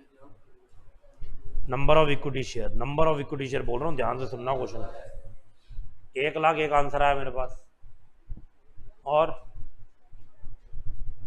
नंबर ऑफ इक्विटी शेयर कितने इशू, 10,000, 1 लाख। और बेटा देखो कितने रुपए चाहिए, 9,000 के हिसाब से 10 रुपए, तो 90,000 हमें चाहिए। और एक शेयर कितने का है, 9 रुपए का, तो कितना आंसर होगा, 10,000 इक्विटी शेयर जी। बेटा 1 लाख कहाँ से है, क्यों करा था बेटा, लिखा है यहाँ 100, ये देखो इतना आराम से तो 10 लिखा है, पेपर में भी बेटा 100 करके आ रहा। ठीक है जी, तो अब इसमें एंट्री करनी है, वो आप कर लोगे तो होमवर्क हो गया, डन। क्वेश्चन नंबर 4 पे आ जाओ जी। Question number 4, the BOD of a company decided to issue minimum number of equity share of ₹9। 9 रुपए के शेयर इशू करने, कम से कम जितने हो पाए, टू रिडीम 5 लाख रुपए की प्रेफरेंस शेयर की लाइबिलिटी है। देखो आगे रुपये का सिंबल है बेटा, क्वांटिटी मत समझ लेना, दिस इज अमाउंट। 5 लाख रुपए आपने चुकाने हैं। The maximum amount of divisible profit भी पड़ा हुआ है 3 लाख का, इसलिए तो कह रहा है कम से कम इक्विटी शेयर इशू करो। तो पहले तो बेटा 5 लाख में से 3 लाख का जुगाड़ तो घर पे ही है। कितने की कमी है, 2 लाख की, और वो कमी कहां से पूरी होगी, 9 रुपए के शेयर इशू करने पड़ेंगे। कैलकुलेट करो कितने नंबर ऑफ शेयर इशू करने हैं, जिससे इंश्योर हो सेक्शन 55 वायलेट ना हो। ऑल्सो डिटरमाइन की number of shares if the company decided to issue share in multiple of 50। अगर कंपनी शेयर इशू करती है मल्टीपल ऑफ 50 के, बेटा यह रुपये का सिंबल काट देना, ये 50 क्वांटिटी के लिए। तो पहले तो बताओ कंपनी कितने इशू करेगी, 22,222.2222 आ रहा होगा। तो बेटा 22,222 करेगी कि 22,223? 23, क्योंकि 22 पे पूरा पैसा आ नहीं पाएगा, एक ज्यादा करना पड़ेगा। और अगले क्वेश्चन में पूछ रहा है मल्टीपल ऑफ 50 में बताओ। 22,250 हो जाएगा, 22,200 मत करना, वो कम रहेंगे। अगला 50 का मल्टीपल 250 रहता है। तो आओ बेटा इसी चीज को हम लोग यहां लिख लें अच्छे से। Okay,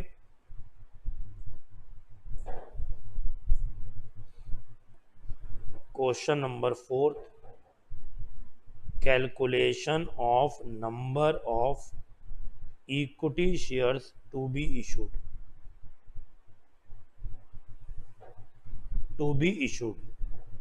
So amount required for redemption, कितना अमाउंट चाहिए? 5 लाख रुपए।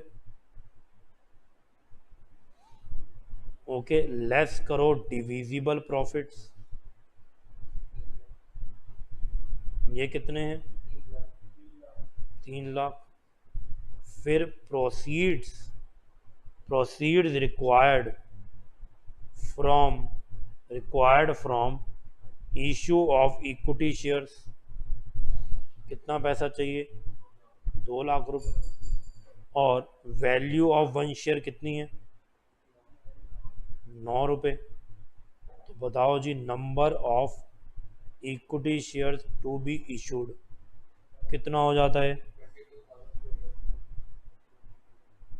ये आता है, लेकिन इसमें इशू हो नहीं सकते, तो लिखो as shares cannot B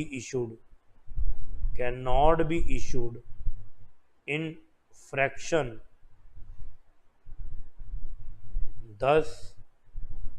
thus a minimum of 22,223 equity shares to be issue, इतने आपको इशू करने पड़े। ठीक है जी। और दूसरा क्वेश्चन, इफ शेयर्स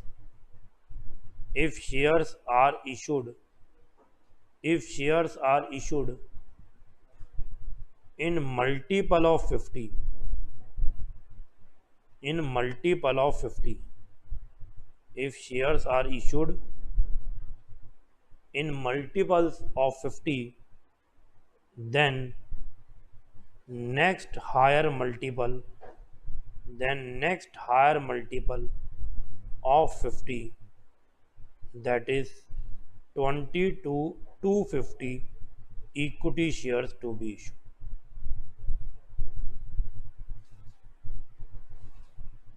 करो जी नोट।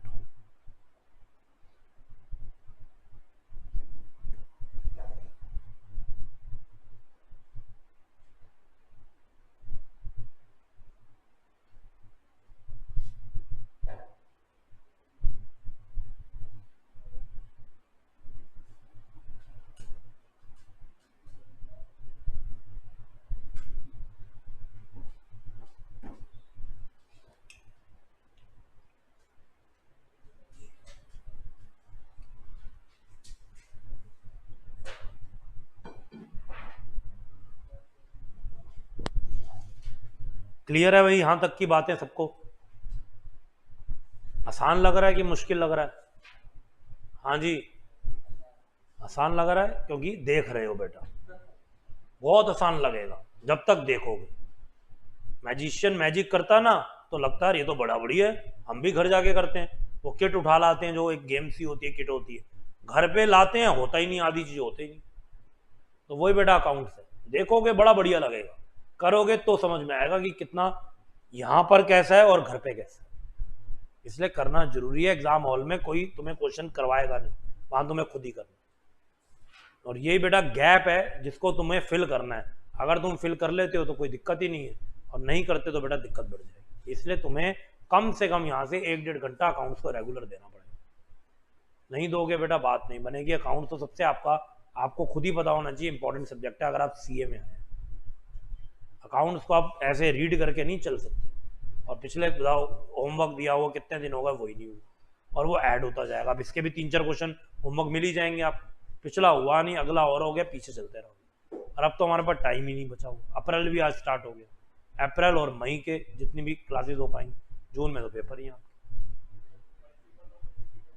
हाँ जी, हाँ मई में ही है। मल्टीपल ऑफ 50 मतलब बेटा 50 की टेबल, मैथमेटिक्स पढ़ा था थोड़ा सा, वही है मल्टीपल ऑफ 50। 50, 100, 150, 200 चलाते रहो आगे। तो 22,223 है। अगर पिछला मल्टीपल लेते तो 22,000 होता बस, नहीं 22,200 होता, तो 22,200 पे हमारी बात ना बनती, इसलिए अगला लिया 250। ठीक है जी। अब ज्यादा अगर शेयर इशू हो रहे कोई टेंशन नहीं, कम नहीं होने चाहिए। चलो जी नेक्स्ट कॉन्सेप्ट पे चलते हैं। Put the heading sale of investment. कभी कभी कंपनी रिडम्पशन करने के लिए अपनी कुछ इन्वेस्टमेंट्स बेच देती है, ताकि कुछ पैसा तो यहां से आए, बाकी प्रॉफिट भी होंगे, तो रिडम्पशन करना इजी हो जाएगा। तो लिखो sometimes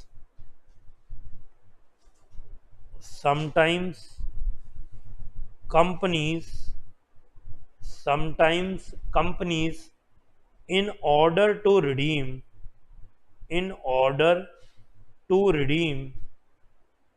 preference share capital sell their idle investments outside. Idle का मतलब होता है जो खाली पड़ी हुई है, outside. sell their idle investments outside and ultimately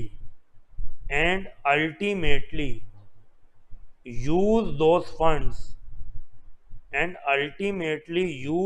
funds for redemption purposes,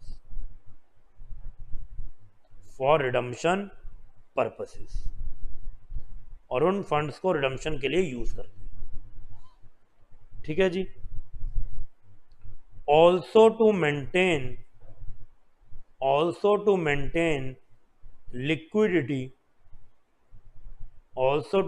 liquidity, ताकि हाथ में पैसा हो, इजी हो जाएगा रिडम्पशन के लिए। some cash या बैंक बैलेंस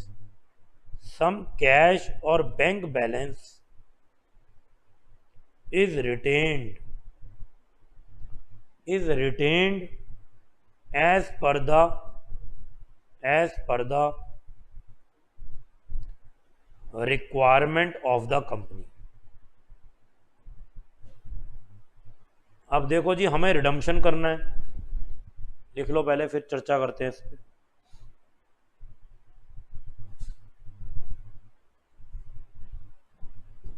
हाँ जी, तो हमें रिडम्पशन करना है और रिडम्पशन के लिए हमें पैसे जुटाने हैं। तो कुछ हमारे पास इन्वेस्टमेंट पड़ी हुई है, तो हम उसको बेच के भी कुछ पैसे निकलवा सकते हैं। लेकिन इन्वेस्टमेंट कभी अगर अच्छा प्राइस चल रहा है तो अच्छे पे बिकेंगी, और बुरा चल रहा है तो बुरे पे बिकेंगी, तो उनका प्राइस फिक्स तो नहीं है। लेकिन मुझे जो रिडम्पशन करना है प्रेफरेंस शेयर का, उनका प्राइस तो इशू पे ही फिक्स हो गया था कि पार पे करूंगा कि प्रीमियम पे करूंगा कि कैसे करूंगा, तो उनको तो उतना ही देना है। उनको क्या मैं कम दूंगा तो चलेगा अब रिडम्पशन वाले दिन पे, कि पैसे हैं नहीं प्रेफरेंस वालों, आज थोड़ा कम पैसा ले लो बाद में देख लेना, ऐसा चलेगा? नहीं चलेगा। उनका तो बेटा फिक्स कमिटमेंट है आपके ऊपर। तो इन्वेस्टमेंट बिकेंगी किस रेट पे भी डोंट नो, इसलिए इन्वेस्टमेंट के साथ साथ कंपनी क्या करती है, अपना जो कैश बैंक का बैलेंस है वो भी रिटेन करके अपने पास रखती है, ताकि अगर रिक्वायरमेंट पड़ी तो उनको भी यूज कर लेंगे। वो आपको क्वेश्चन बताएगा कि आपको कितना यूज करना है। बेटा हम भी अपने घर का सारा पैसा 100% पैसा जो कैश घर पे होता है, क्या बेटा बैंक में जमा करा देते हो? और मान लेते हैं चलो बैंक में करा भी देते हो तो वहां से निकल सकता है, क्या एफडी करा देते हो सारे पैसों की, ताकि वो पूरा ही ब्लॉक हो जाए? या सेविंग में चाहे हमें नहीं भी चाहिए होता, कुछ पैसा आमतौर पे पड़ा रहता है, कुछ सेविंग में पड़ा रहेगा, कुछ हमारे घर पे कैश भी पड़ा ही रहेगा, ताकि इमीडिएट कोई दिक्कत हो तो हमको एफडी वगैरह तोड़वानी ना पड़े। और जो मेजर अमाउंट होगा, जो पता है ये नहीं इतना यूज में आ रहा, उसकी हम लोग एफडी या कोई भी लॉन्ग टर्म इन्वेस्टमेंट करते चले जाएंगे। बात समझ में? इसलिए कुछ पैसा कंपनी कैश बैंक में रखेगी और कुछ इन्वेस्टमेंट अपनी बेच देगी, और उससे पैसा जुटाएगी रिडम्पशन के पर्पस के लिए। तो आइए देखते हैं क्वेश्चन में ये बातें कैसे होती है। क्वेश्चन नंबर 5 देखेंगे सब लोग। See question number 5 everyone. X limited gives you the following information as a 31 March 23। क्या इंफॉर्मेशन है? इक्विटी एंड लाइबिलिटीज का हेड है, उसमें शेयर होल्डर फंड, और शेयर होल्डर फंड में दो बातें, शेयर कैपिटल का इतना पैसा और रिजर्व एंड सरप्लस का इतना। करंट लाइबिलिटी में ट्रेड पेबल है। एसेट्स में हमारे पास पीपीई है, प्रॉपर्टी प्लांट एंड इक्विपमेंट, 3,45,000 की। और ये नॉन करंट इन्वेस्टमेंट है 18,500 की। और साथ में 31,000 का क्या है, ये कैश एंड कैश इक्विवेलेंट है, बेसिकली ये बैंक बैलेंस है। कितना? 31,000। The share capital of the company consist of 50 rupees each. तो शेयर कितने का? 50 रुपए का। Equity share of total amount कितना है? 2,25,000 एंड 100 रुपए ईच के प्रेफरेंस शेयर हैं जिसका टोटल अमाउंट है 65,000। बेटा 2,25,000 और 65,000 को ऐड करना। इक्विटी शेयर कितनी है? कितना हो गया? तो देखो बेटा यहां पर भी 290 आ रहा है कि नहीं आ रहा। तो इसी को उन्होंने एक्सप्लेन कर रखा है कि 2,25 की तो इक्विटी शेयर है और 65 के क्या है? Preference share. Reserve and surplus में सिर्फ पी एंड एल है, कह रहे हैं reserve and surplus comprise of only P and L, तो मैंने यहां पर पी एंड एल। और कोई ये बेटा बास्केट नहीं है कि बहुत चीजें, ओनली पी एंड एल है। Now in order to facilitate the redemption of preference share at a premium of 10%, preference share को क्या पार पे इश्यू करना है कि प्रीमियम पे? 10% के प्रीमियम पे। तो बेटा प्रेफरेंस शेयर की कितनी लाइबिलिटी है? 65,000। और इनको देना कितना हमने? 65,000 प्लस 10%। इसमें 10% हमें बढ़ा के देना है, तो कितना हो गया? 71,500। अब कंपनी डिसाइड क्या कर रही है, पैसा कहां से आएगा? तो 2 पॉइंट बोले। पहला, सेल कर दो इन्वेस्टमेंट और वो बिकेंगी कितने की? 15,000। देखो हमारे पास बेटा इन्वेस्टमेंट थी कि नहीं थी? ये 18,500 की जल्दबाजी में बेचनी पड़ रही है तो सस्ती बिक रही है। खरीदी 18,500 की थी, 15,000 पे बेचनी पड़ रही है। और to finance part of redemption from company fund, और कंपनी फंड से पैसा जहां से निकलता है निकाल लो। लेकिन एक चीज की कंडीशन कह रहे हैं, सब्जेक्ट टू, एक बात का ध्यान रखना बहुत जरूरी, लीव करके रखना बैंक बैलेंस 12,000। कह रहे हैं 12,000 बैंक बैलेंस जरूर चाहिए। तो अभी बैंक बैलेंस है कितना? 31। तो कितना यूज कर सकता हूं इसमें से? कितना निकाल सकते हैं? देखो मैं निकाल रहा हूं, कितना निकाल लूं? 19, क्योंकि 19 निकालने के बाद भी 12 बचा रहेगा। आपको ये रिक्वायरमेंट बोलिए कि 12 बचना चाहिए, उससे ज्यादा तुम निकाल सकते हो। उससे जो एक्स्ट्रा तुम संभाल के रखो, बैलेंस शीट में 12 दिखना चाहिए इसके बाद, ऐसा क्वेश्चन बोल। तो 19 क्या हो गया? फ्री बैलेंस, उसको हम निकाल सकते हैं। तो 15 यहां से आ गया और 19 वहां से आ गया, 34 का जुगाड़ तो हो गया। और और चाहिए कितना? 71,500। हम बातें करते करते बेटा क्वेश्चन सॉल्व कर लेंगे। 71,500 में से 34 का जुगाड़ हो चुका है, कितने की कमी आई? अब 37,500 के लिए देखो क्या कह रहे हैं, अब इशू करो आखिरी में, मिनिमम कम से कम इशू करो अब इक्विटी शेयर जो कि 50 रुपए का है, जिससे बैलेंस फंड का पूरा हो जाए। तो बताओ जी कितने बेटा इक्विटी शेयर इशू करने पड़े?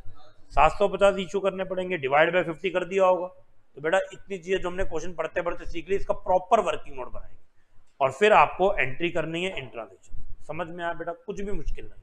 71,500 चाहिए, 15 की इन्वेस्टमेंट भी की। ओके जी, 15 की इन्वेस्टमेंट भी की, 19 बैंक से ले लेंगे और बाकी जो बचा वो 50 रुपए का शेयर इशू हो जाएगा। आओ जी बेटा स्टार्ट करो। Question number 5, calculation of number of equity shares to be issued for redemption of preference shares।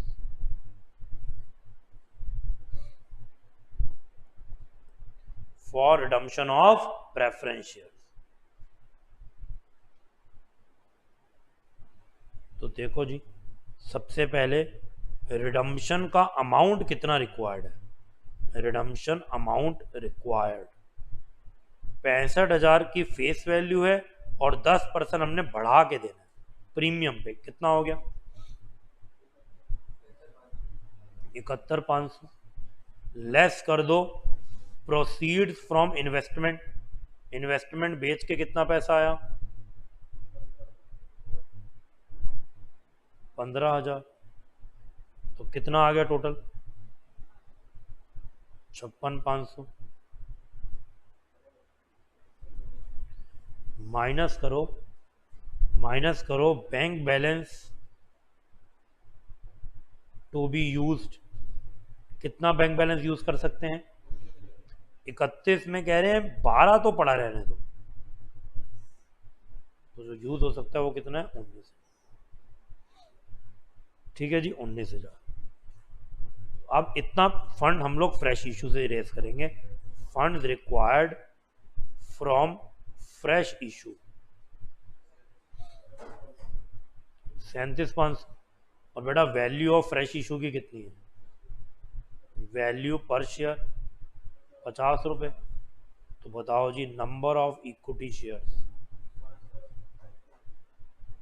To be issued, ये बेटा वर्किंग नोट बन के आएगा आपके एग्जाम में, तो मिलेंगे आपको पूरे मार्क्स। करो जी फटाफट से नोट डाउन।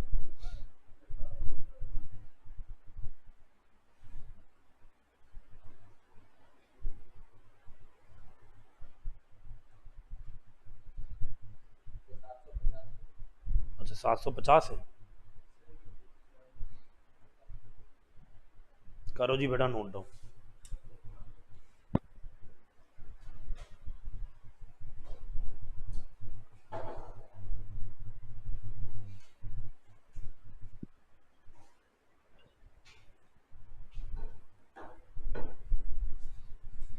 डन,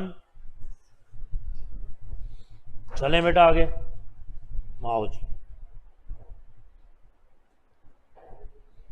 जर्नल करते हैं।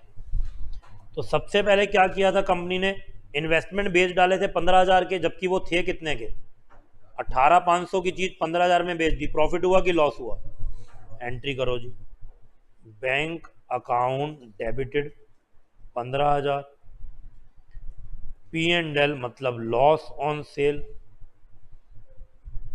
टू इन्वेस्टमेंट्स 3,500, सॉरी 18,500, और यहां पर कितना आ जाएगा 3,500, लॉस हो गया बेचने में 3,500 का, और इन्वेस्टमेंट चली गई 18,500 की। क्लियर जी। इसके बाद हमको अब शेयर इशू करने 750। Next entry, bank account debited to equity share capital 750 share 50 रुपए के हिसाब से, बताओ कितने हुए, 37,500, 37,500। डन। इसके बाद अब हमें प्रेफरेंस शेयर को रिडीम करना है, और प्रेफरेंस शेयर की फेस वैल्यू तो है 65,000 और ऊपर 10% प्रीमियम है। और प्रेफरेंस शेयर का नाम क्या है, क्या नाम है बेटा, है कुछ नाम, अच्छा कुछ नहीं लिखा हुआ ऐसे, बस प्रेफरेंस शेयर लिखा, कोई दिक्कत नहीं है, आप भी लिख दो बस प्रेफरेंस शेयर कैपिटल डेबिट।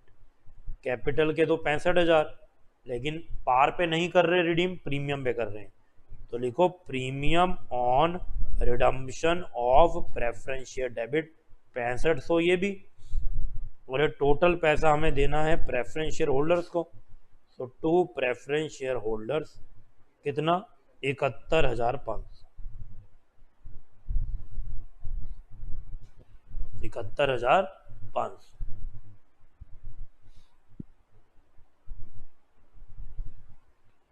और इसके बाद इसको पेमेंट कर देंगे। तो preference share holders debited to bank कितना, 71,500 और 71,500, ये लो जी पेमेंट हो गई। और इसके बाद ये जो प्रीमियम है इसके लिए कोई यूटिलाइजेशन चाहिए, क्या सिक्योरिटी प्रीमियम यूज कर सकता हूं, P&L यूज कर सकता हूं बेटा, उसको तो कटवा दिया था लिख के, P&L to premium on redemption of preference share 6565।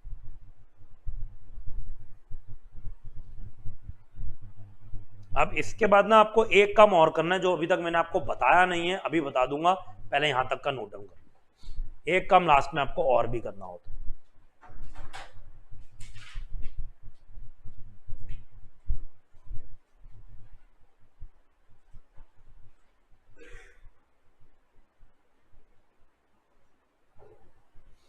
कर लिया जी यहां तक।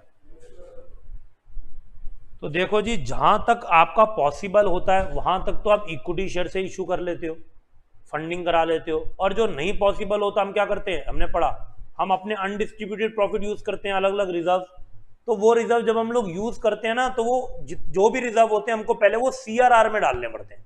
सीआरआर का मतलब होता है कैपिटल रिडम्पशन रिजर्व, कैपिटल ही तो रिडीम हो रही है, तो कैपिटल रिडम्पशन रिजर्व में डालना पड़ता है जितना अमाउंट इक्विटी शेयर से फंडिंग नहीं हो सकती, जितनी फंडिंग उससे नहीं हो सकती। तो कैसे कैलकुलेट करते हैं उसको हम देखते हैं। तो लिखो जी working note, calculation of CRR to be made, fully blocked reserve. पहले ब्लॉक करना पड़ेगा ना रिजर्व को कि अब कैपिटल इससे रिडीम होने वाली है, तो इसीलिए नाम है कैपिटल रिडम्पशन रिजर्व, और फ्री रिजर्व का पार्ट CRR में चला जाता है। ओके सर, बात हमें समझ में आ गई। देखो कैसे निकालते हैं कि कितना पैसा CRR में जाएगा। Nominal value of preference share to be redeem, preference share जो आपको रिडीम करना है उसकी नॉमिनल वैल्यू चाहिए। बताओ कितनी नॉमिनल वैल्यू थी, प्रेफरेंस शेयर को रिडीम करने की कितनी नॉमिनल वैल्यू थी? Nominal value in total amount, not पर शेयर,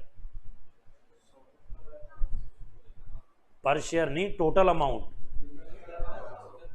71,500 रिडीमेबल अमाउंट है। नॉमिनल वैल्यू मतलब फेस वैल्यू जो कि है 65,000। वो तो प्रीमियम जो एक्स्ट्रा था वो तो हो गया P&L से एडजस्ट, जो फेस वैल्यू वाला अमाउंट है उसको नॉमिनल वैल्यू बोलते हैं। और माइनस कर दो जितनी नॉमिनल वैल्यू हमने इक्विटी शेयर से एडजस्ट कर दी, nominal value of equity share to be issued कितनी? 37,500। तो अब जो कमी आई बेटा वही तो तुम रिजर्व से यूज करोगे। इक्विटी शेयर वालों से 37,500 उठा लिए, 65 देने थे, तो CRR अब कितने का बनेगा? 27,500। मतलब ये पैसा आपको P&L से CRR में पहले ट्रांसफर करना पड़ेगा। P&L क्या? Basically free reserve. लेकिन इस क्वेश्चन में क्योंकि जो फ्री रिजर्व हैं उन्होंने बोला वो क्या है, सिर्फ P&L ही है, तो बेटा ये क्या हो रहा है देखो, फ्री रिजर्व के डब्बे से, ये फ्री रिजर्व, फ्री रिजर्व के डब्बे से पैसा निकलेगा और कौन से डब्बे में आएगा? और CRR के डब्बे में आ जाएगा। और ये CRR के डब्बे में आएगा तो ही रिडम्पशन हो पाएगा। या तो तुम पूरा इक्विटी शेयर से कर लो जो हम अभी तक क्वेश्चन कर रहे थे, लेकिन जब मिक्स होगा पहले फ्री रिजर्व CRR में डालेगा कि अब मेरे को कोई और यूज ना करे, मैं तो रिडीम होने जा रहा हूं, और फिर कुछ पार्ट CRR का और कुछ इक्विटी शेयर का पूरी फंडिंग हो जाएगी। अब देखो इसमें भी यही हो रहा है, आपको नॉमिनल वैल्यू 65,000 चाहिए, 37,500 तो इक्विटी शेयर से हो गया, बाकी आपको अदर रिजर्व से चाहिए तो वो CRR में पहले जाएगा। तो सर इसकी एंट्री क्या होगी? Entry is very simple in this question, because सारा रिजर्व एंड सरप्लस का फ्री रिजर्व क्या है? P&L है, तो P&L डेबिटेड टू CRR। कितना अमाउंट? 27। बीइंग CRR क्रिएटेड या being transfer to CRR made, कुछ भी बेटा लिख सकते हो। डन? यस और नो?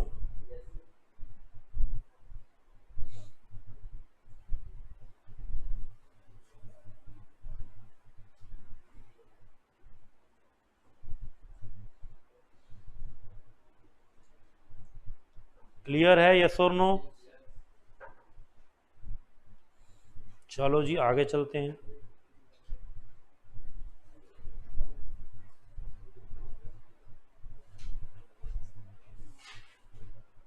क्वेश्चन नंबर 6 देखेंगे सब लोग। अरे देखो मैं मैक्सिमम क्वेश्चन तुम्हें क्लास में करा देता हूँ, होमवर्क तो जब किस्मत तुम्हारी अच्छी होती है तब मिलता है और तुम तब भी नहीं करते। क्रोनोलॉजी के हिसाब से एक क्वेश्चन क्लास में हो जाता है, और फिर भी जो मिलते हैं 3-4 क्वेश्चन तुम कहते हो सर ये था वो था टेस्ट था, इधर उधर की बातें शुरू कर देते, कितनी बुरी बात है। क्वेश्चन नंबर 6 देखो जी, the following are the extract from the balance sheet of ABC limited as on 31 December 2022। Share capital है 40,000, इक्विटी शेयर 10 रुपए के फुली पेड अप, टोटल कितनी हो गई? 4 लाख की। 1,000 10% रिडीमेबल प्रेफरेंस शेयर 100 रुपए ईच, 1 लाख के। रिजर्व एंड सरप्लस का बेटा गुल्लक देखो, बॉक्स देखो क्या क्या पड़ा हुआ है। Capital reserve 50,000, security premium 50,000, general reserve 75,000, P&L 35,000। ये पूरा रिजर्व एंड सरप्लस की बकेट है। 1 जनवरी 23 को बोर्ड ऑफ डायरेक्टर ने डिसाइड किया कि हम प्रेफरेंस शेयर को रिडीम करेंगे एट पार। पार मतलब उतना ही पैसा देंगे जितना लिया था, तो कितना रुपया देंगे? 1 लाख रुपया देंगे बेटा, बाय यूटिलाइजेशन ऑफ रिजर्व। और पैसा कहां से यूज करेंगे? यूटिलाइजेशन ऑफ रिजर्व से। रिजर्व मतलब अनडिस्ट्रीब्यूटेड प्रॉफिट से पैसा यूज करेंगे, कोई इक्विटी शेयर इश्यू ही नहीं होगा, सारा पैसा हमारा अपना यूज होगा, हमारे पास पड़ा हुआ है। You are required to pass necessary journal entry in the books of the. अब पहला वाला मेथड उसको चाहिए ही नहीं, वो पूरा का पूरा सेकंड सोर्स से क्या कर रहा है, इशू कर रहा है। ठीक है बेटा, हो जाएगा क्वेश्चन यस और नो? तो करो फटाफट से, बताओ क्या एंट्री होंगी। हाँ जी, क्या यहां पर हमको calculation of number of equity share to be issued का वर्किंग नोट बनाना है? नहीं, क्योंकि उससे फंडिंग ही नहीं हो रही, फंडिंग हो रही है पूरी की पूरी बेटा रिजर्व से। ये तो क्वेश्चन और भी आसान है। आओ जी जर्नल करें। प्रेफरेंस शेयर कैपिटल का नाम क्या है? 10% redeemable preference share, 10% redeemable preference share capital debit. कितनी? 1 लाख। कितनी बेटा? 1 लाख। और 2 प्रेफरेंस शेयर होल्डर्स। कितना? 1 लाख। और इसके बाद preference share holders debited to bank. Preference share holders debited कितना? To bank. ये भी कितना अमाउंट? 1 लाख।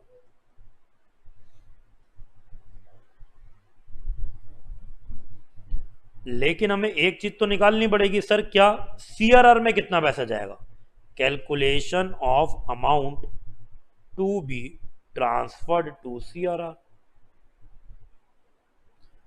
कितना जाएगा? Nominal value of preference share redeemed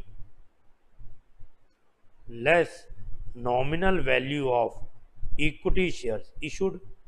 बेटा रिडीम कितनी हुई है नॉमिनल वैल्यू? 1 लाख रुपए। और इक्विटी शेयर से कितना रिडम्पशन हुआ? 0। तो पूरा का पूरा पैसा कहां जाएगा? सीआरआर। सारा पैसा, क्योंकि यहां रिजर्व से ही यूज हो रहा है बेटा।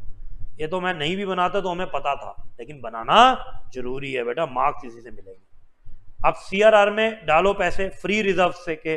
फ्री रिजर्व में बताओ जी क्या क्या दिख रहा है? कैपिटल रिजर्व डाल दूं बेटा? कैपिटल रिजर्व और सीआरआर छोटे भाई बहन है, ओके, दोनों भाई बहन है, उससे कोई फर्क ही नहीं पड़ेगा। फ्री वाले ढूंढो, जो लोगों के पास कोई काम धंधा नहीं है उनको काम पे लगाओ। सिक्योरिटी प्रीमियम के बाद भी कुछ काम तो रहता है। जनरल रिजर्व फ्री है, P&L फ्री है, किसी को भी लगा लो। तो बेटा पहले जनरल रिजर्व यूज कर लेते हैं। कितना? 75,000। और फिर P&L यूज कर लो, कितना? 25,000। ये फ्री वाले लोगों को हमने काम पे लगाया और बोला तुम रिडम्पशन के लिए काम पे लगोगे। 2 CR। करो जी नोट डाउन।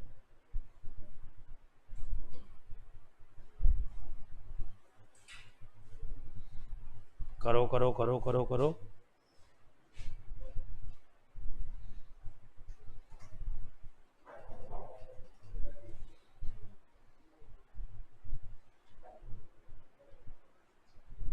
टेस्ट है बेटा आप लोगों का।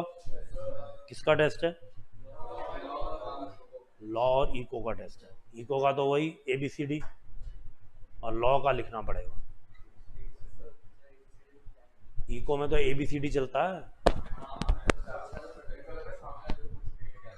तुम नालायक ही रहोगे बेटा। ABCD का मतलब सामने वाले से पूछना होता है, खुद ABCD सर्च करके लिखना होता है। तो चीटिंग करोगे क्या उसमें? मतलब ध्यान दिमाग में चीटिंग भरी पड़ी है कि ABCD अगर होता है तो चीटिंग करते हैं। और लॉ का है, लॉ में क्या क्या टेस्ट वेस्ट है? सेल्स ऑफ गुड्स एक्ट तो आसान है। नेगोशिएबल बिल्स ऑफ एक्सचेंज वाला अभी तक टेस्ट वेस्ट कैसे जा रहे हैं तुम्हारे? कुछ मिले? टेस्ट वेस्ट चेक हो गया? मिले कुछ? कैसे मार्क्स आ रहे हैं? ठीक आए थे।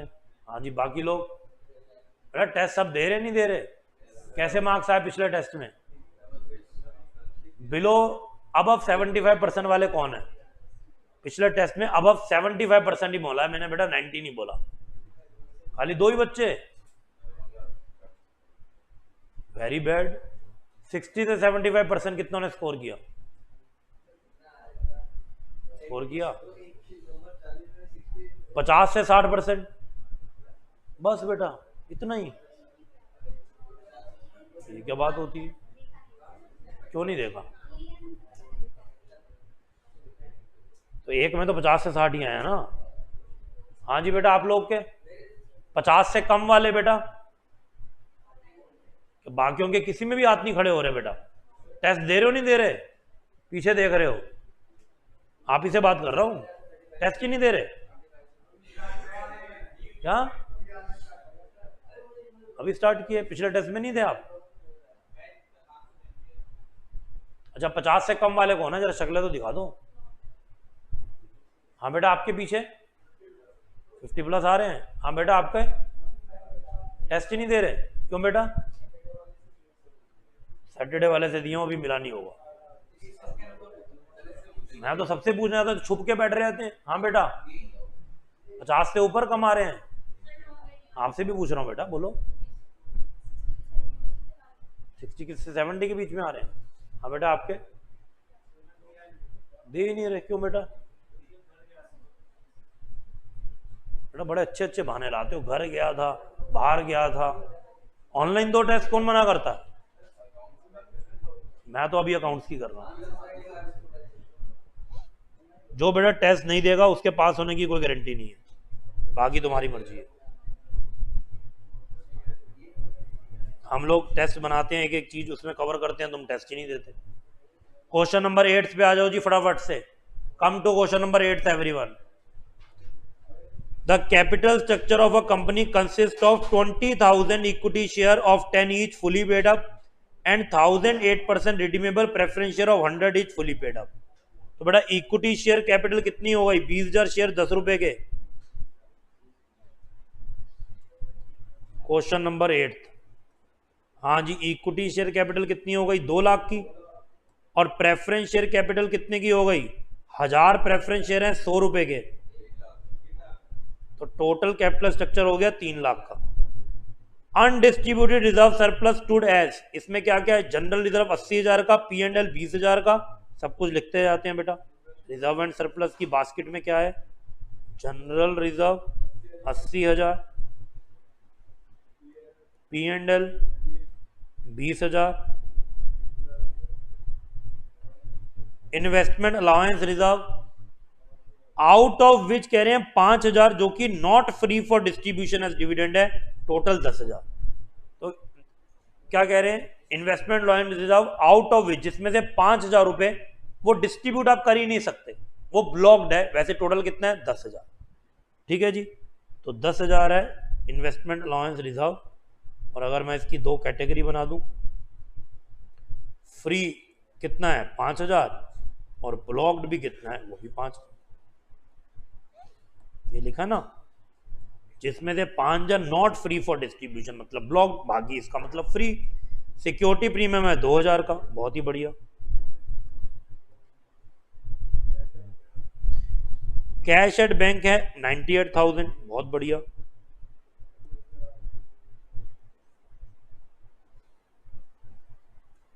और preference shares are to be redeemed at a premium of 10%। Okay जी, इनको 10% बढ़ा के देना। And for the purposes of redemption the directors are empowered, directors को पावर दी कि मेक करें fresh issue of equity share, वो नए इश्यू इक्विटी शेयर के निकालें at par after utilising the undistributed reserve and surplus. जो अनडिस्ट्रीब्यूटेड रिजर्व एंड सरप्लस है उसको भी यूटिलाइज कर लें और फिर करेंगे fresh issue. Subject to the condition, एक कंडीशन है that sum of ₹20,000 shall be retained in general reserve and which should not be utilise. General reserve पे कंडीशन लगा दी कि 20,000 तो आपको जीआर में रखना ही रखना है। तो बेटा जीआर अभी कितना है हमारा? 80, तो 20,000 रखना है, तो फ्री कितना रह गया? 60 फ्री, और 20 तो उन्होंने ब्लॉक करवा दी। ये क्वेश्चन की स्पेशल कंडीशन है, ये ना होता तो हमारा पूरा 80,000 ही फ्री था, लेकिन अब खाली फ्री कितना रह गया? 60,000। पास करो जनरल एंट्री इन अरेंजमेंट को गिव इफेक्ट करने के लिए। क्लियर है जी? यस और नो? Got it? करें स्टार्ट? पक्का पक्का? आओ जी स्टार्ट करें।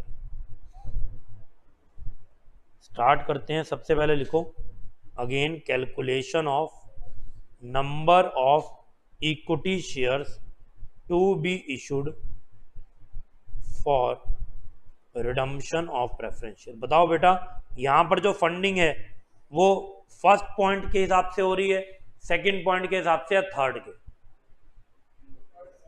Third, combination of A and B.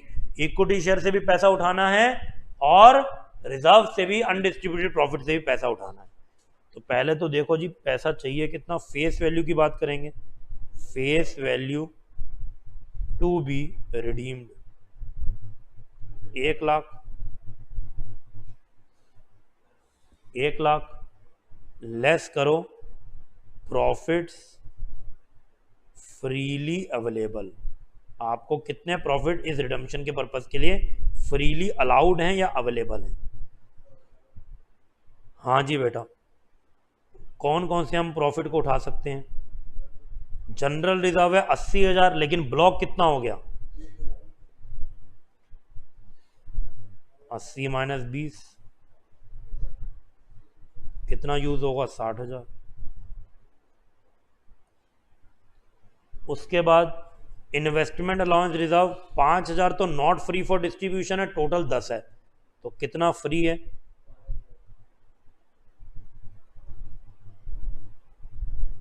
बेटा फ्री रिजर्व ही जाएंगे ना सीआरआर के बॉक्स में, और तभी रिडम्पशन होगा। तो मैं इसमें से फ्री रिजर्व छांट रहा हूं। ओके सर, हम समझ गए। ओके बेटा, और बताओ जी, और क्या है, क्या है, क्या है? पी एंड एल है, कितना है? 20,000। पी एंड एल तो फ्री ही होता है, लेकिन बेटा ध्यान रखना, एक लॉस है जो पी एंड एल से एडजस्ट होता है। वो क्या है? प्रीमियम वाला लॉस। तो बेटा आपने प्रीमियम पे ज्यादा पैसे देने हैं कि नहीं? 10%, जो कि कितना हो गया? 10,000। तो वो तो बेटा उसी में लग जाएगा। इसीलिए मैंने यहां पर भी 1 लाख ही लिया, तो मैं 1,10 लेता और फिर ज्यादा माइनस करता। इससे बेटर मैंने वहां 1 लाख ही रखा, और पी एंड एल 20 में से 10,000 तो बेटा प्रीमियम को सेटिस्फाई करने में लगेगा। तो कितना बचेगा? 10 ही बचेगा, क्योंकि हमें एंट्री करनी होती है P and L debit to premium on redemption of preference share. P and L तो जाएगा ही जाएगा वहां पे। ओके सर, हमें बात समझ में आ गई। तो बेटा कितना फ्री रिजर्व आप इकट्ठा कर पाए? तो 1 लाख में से 75,000 तो यहां यूज हो गया। तो अब बताओ जी, इक्विटी शेयर कितने के यूज करें? बाकी उन्होंने बोला इक्विटी से यूज कर लेना 25,000। और बेटा एक शेयर कितने का? 10 का। बताओ जी, 10 का हो गया, तो नंबर ऑफ इक्विटी शेयर्स कितने हो गए?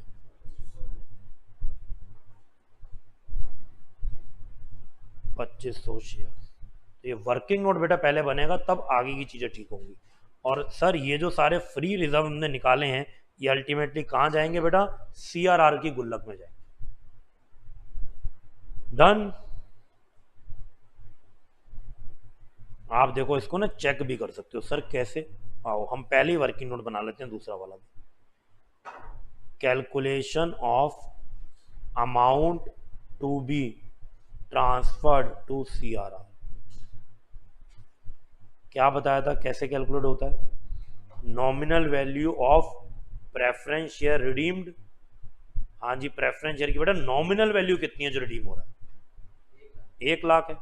ये देखो 1 lakh, 1 lakh, 1 lakh minus nominal value of equity share issue. ये कितनी है बेटा नॉमिनल वैल्यू? 75,000। तो देखो वैसे भी आपको सीआरआर कितना चाहिए? 25,000। इतने का सीआरआर चाहिए। बेटा चेक करो, अभी हमने सीआरआर बनाया भी कितने? सॉरी सॉरी सॉरी, गलत करा दिया। ये 25 है, ये 75 है।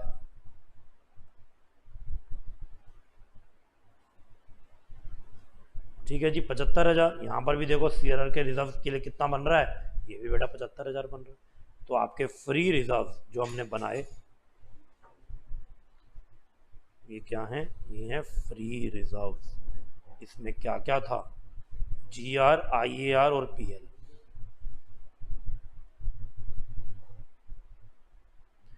कितना कितना? 60, 5 और 10।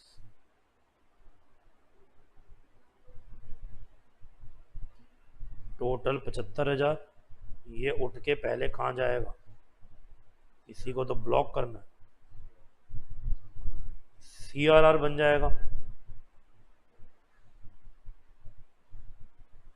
और फिर जाके इससे हम रिडम्पशन कर सकते हैं। डन एवरीवन, यस और नो? क्लियर है, यस और नो? तो बेटा शुरू कर दो फटाफट से जर्नल एंट्री पास करना। बताओ जी पहली एंट्री क्या होगी?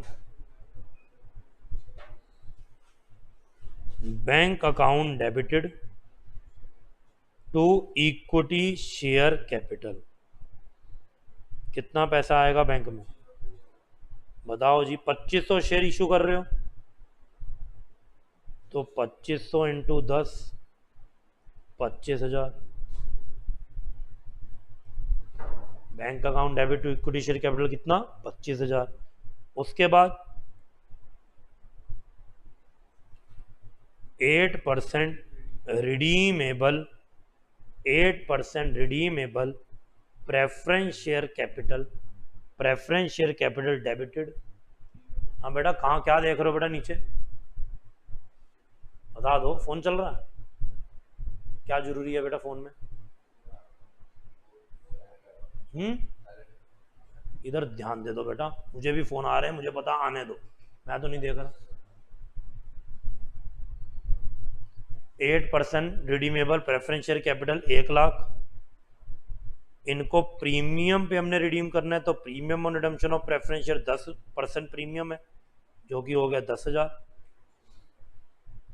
टू प्रेफरेंस शेयर होल्डर 1,10,000 और फिर हम लोग इनकी पेमेंट कर देंगे। तो preference share holder debited to bank 1,10,000।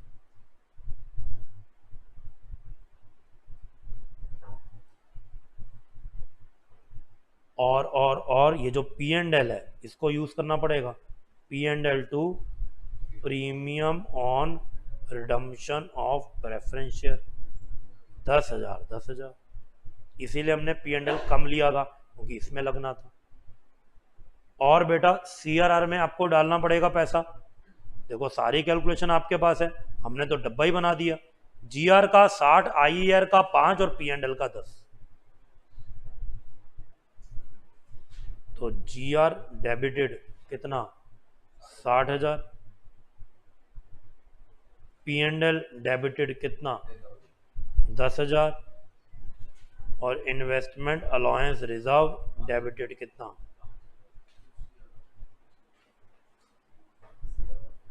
2 CRR 75,000। समझ में आया जी, यस और नो? क्लियर? पक्का पक्का? तो आइए देखते हैं हम आगे के क्वेश्चंस।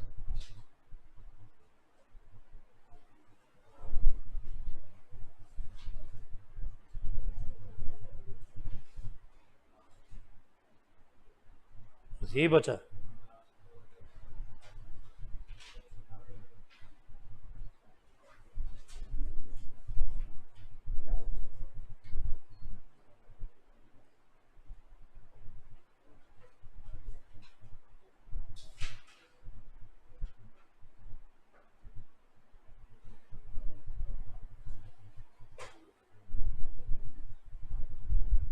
चलो जी बेटा, इस पे थोड़े से कॉन्सेप्ट अलग हैं तो वो मैं आपको अगली क्लास में कराऊंगा। अब ध्यान से सुन लो, भागने को तैयार बैठे हैं। रुक जाओ बेटा, रुक जाओ, यहीं रुकना है, टेस्ट भी है अभी, कहीं नहीं जाना वैसे भी।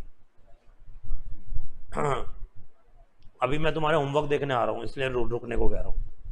अभी इसका कोई होमवर्क नहीं है, ये होमवर्क है कि रिवाइज आपको करना है अभी जो हमने जितना भी redemption of preference share complete कर लिया।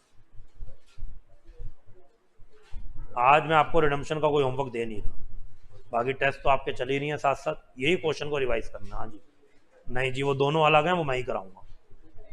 हाँ वो तो एक क्वेश्चन उसमें भी कैलकुलेशन करा दी थी, वो तो जर्नल की 2 एंट्री आई होंगे, क्वेश्चन नंबर 3 होगा।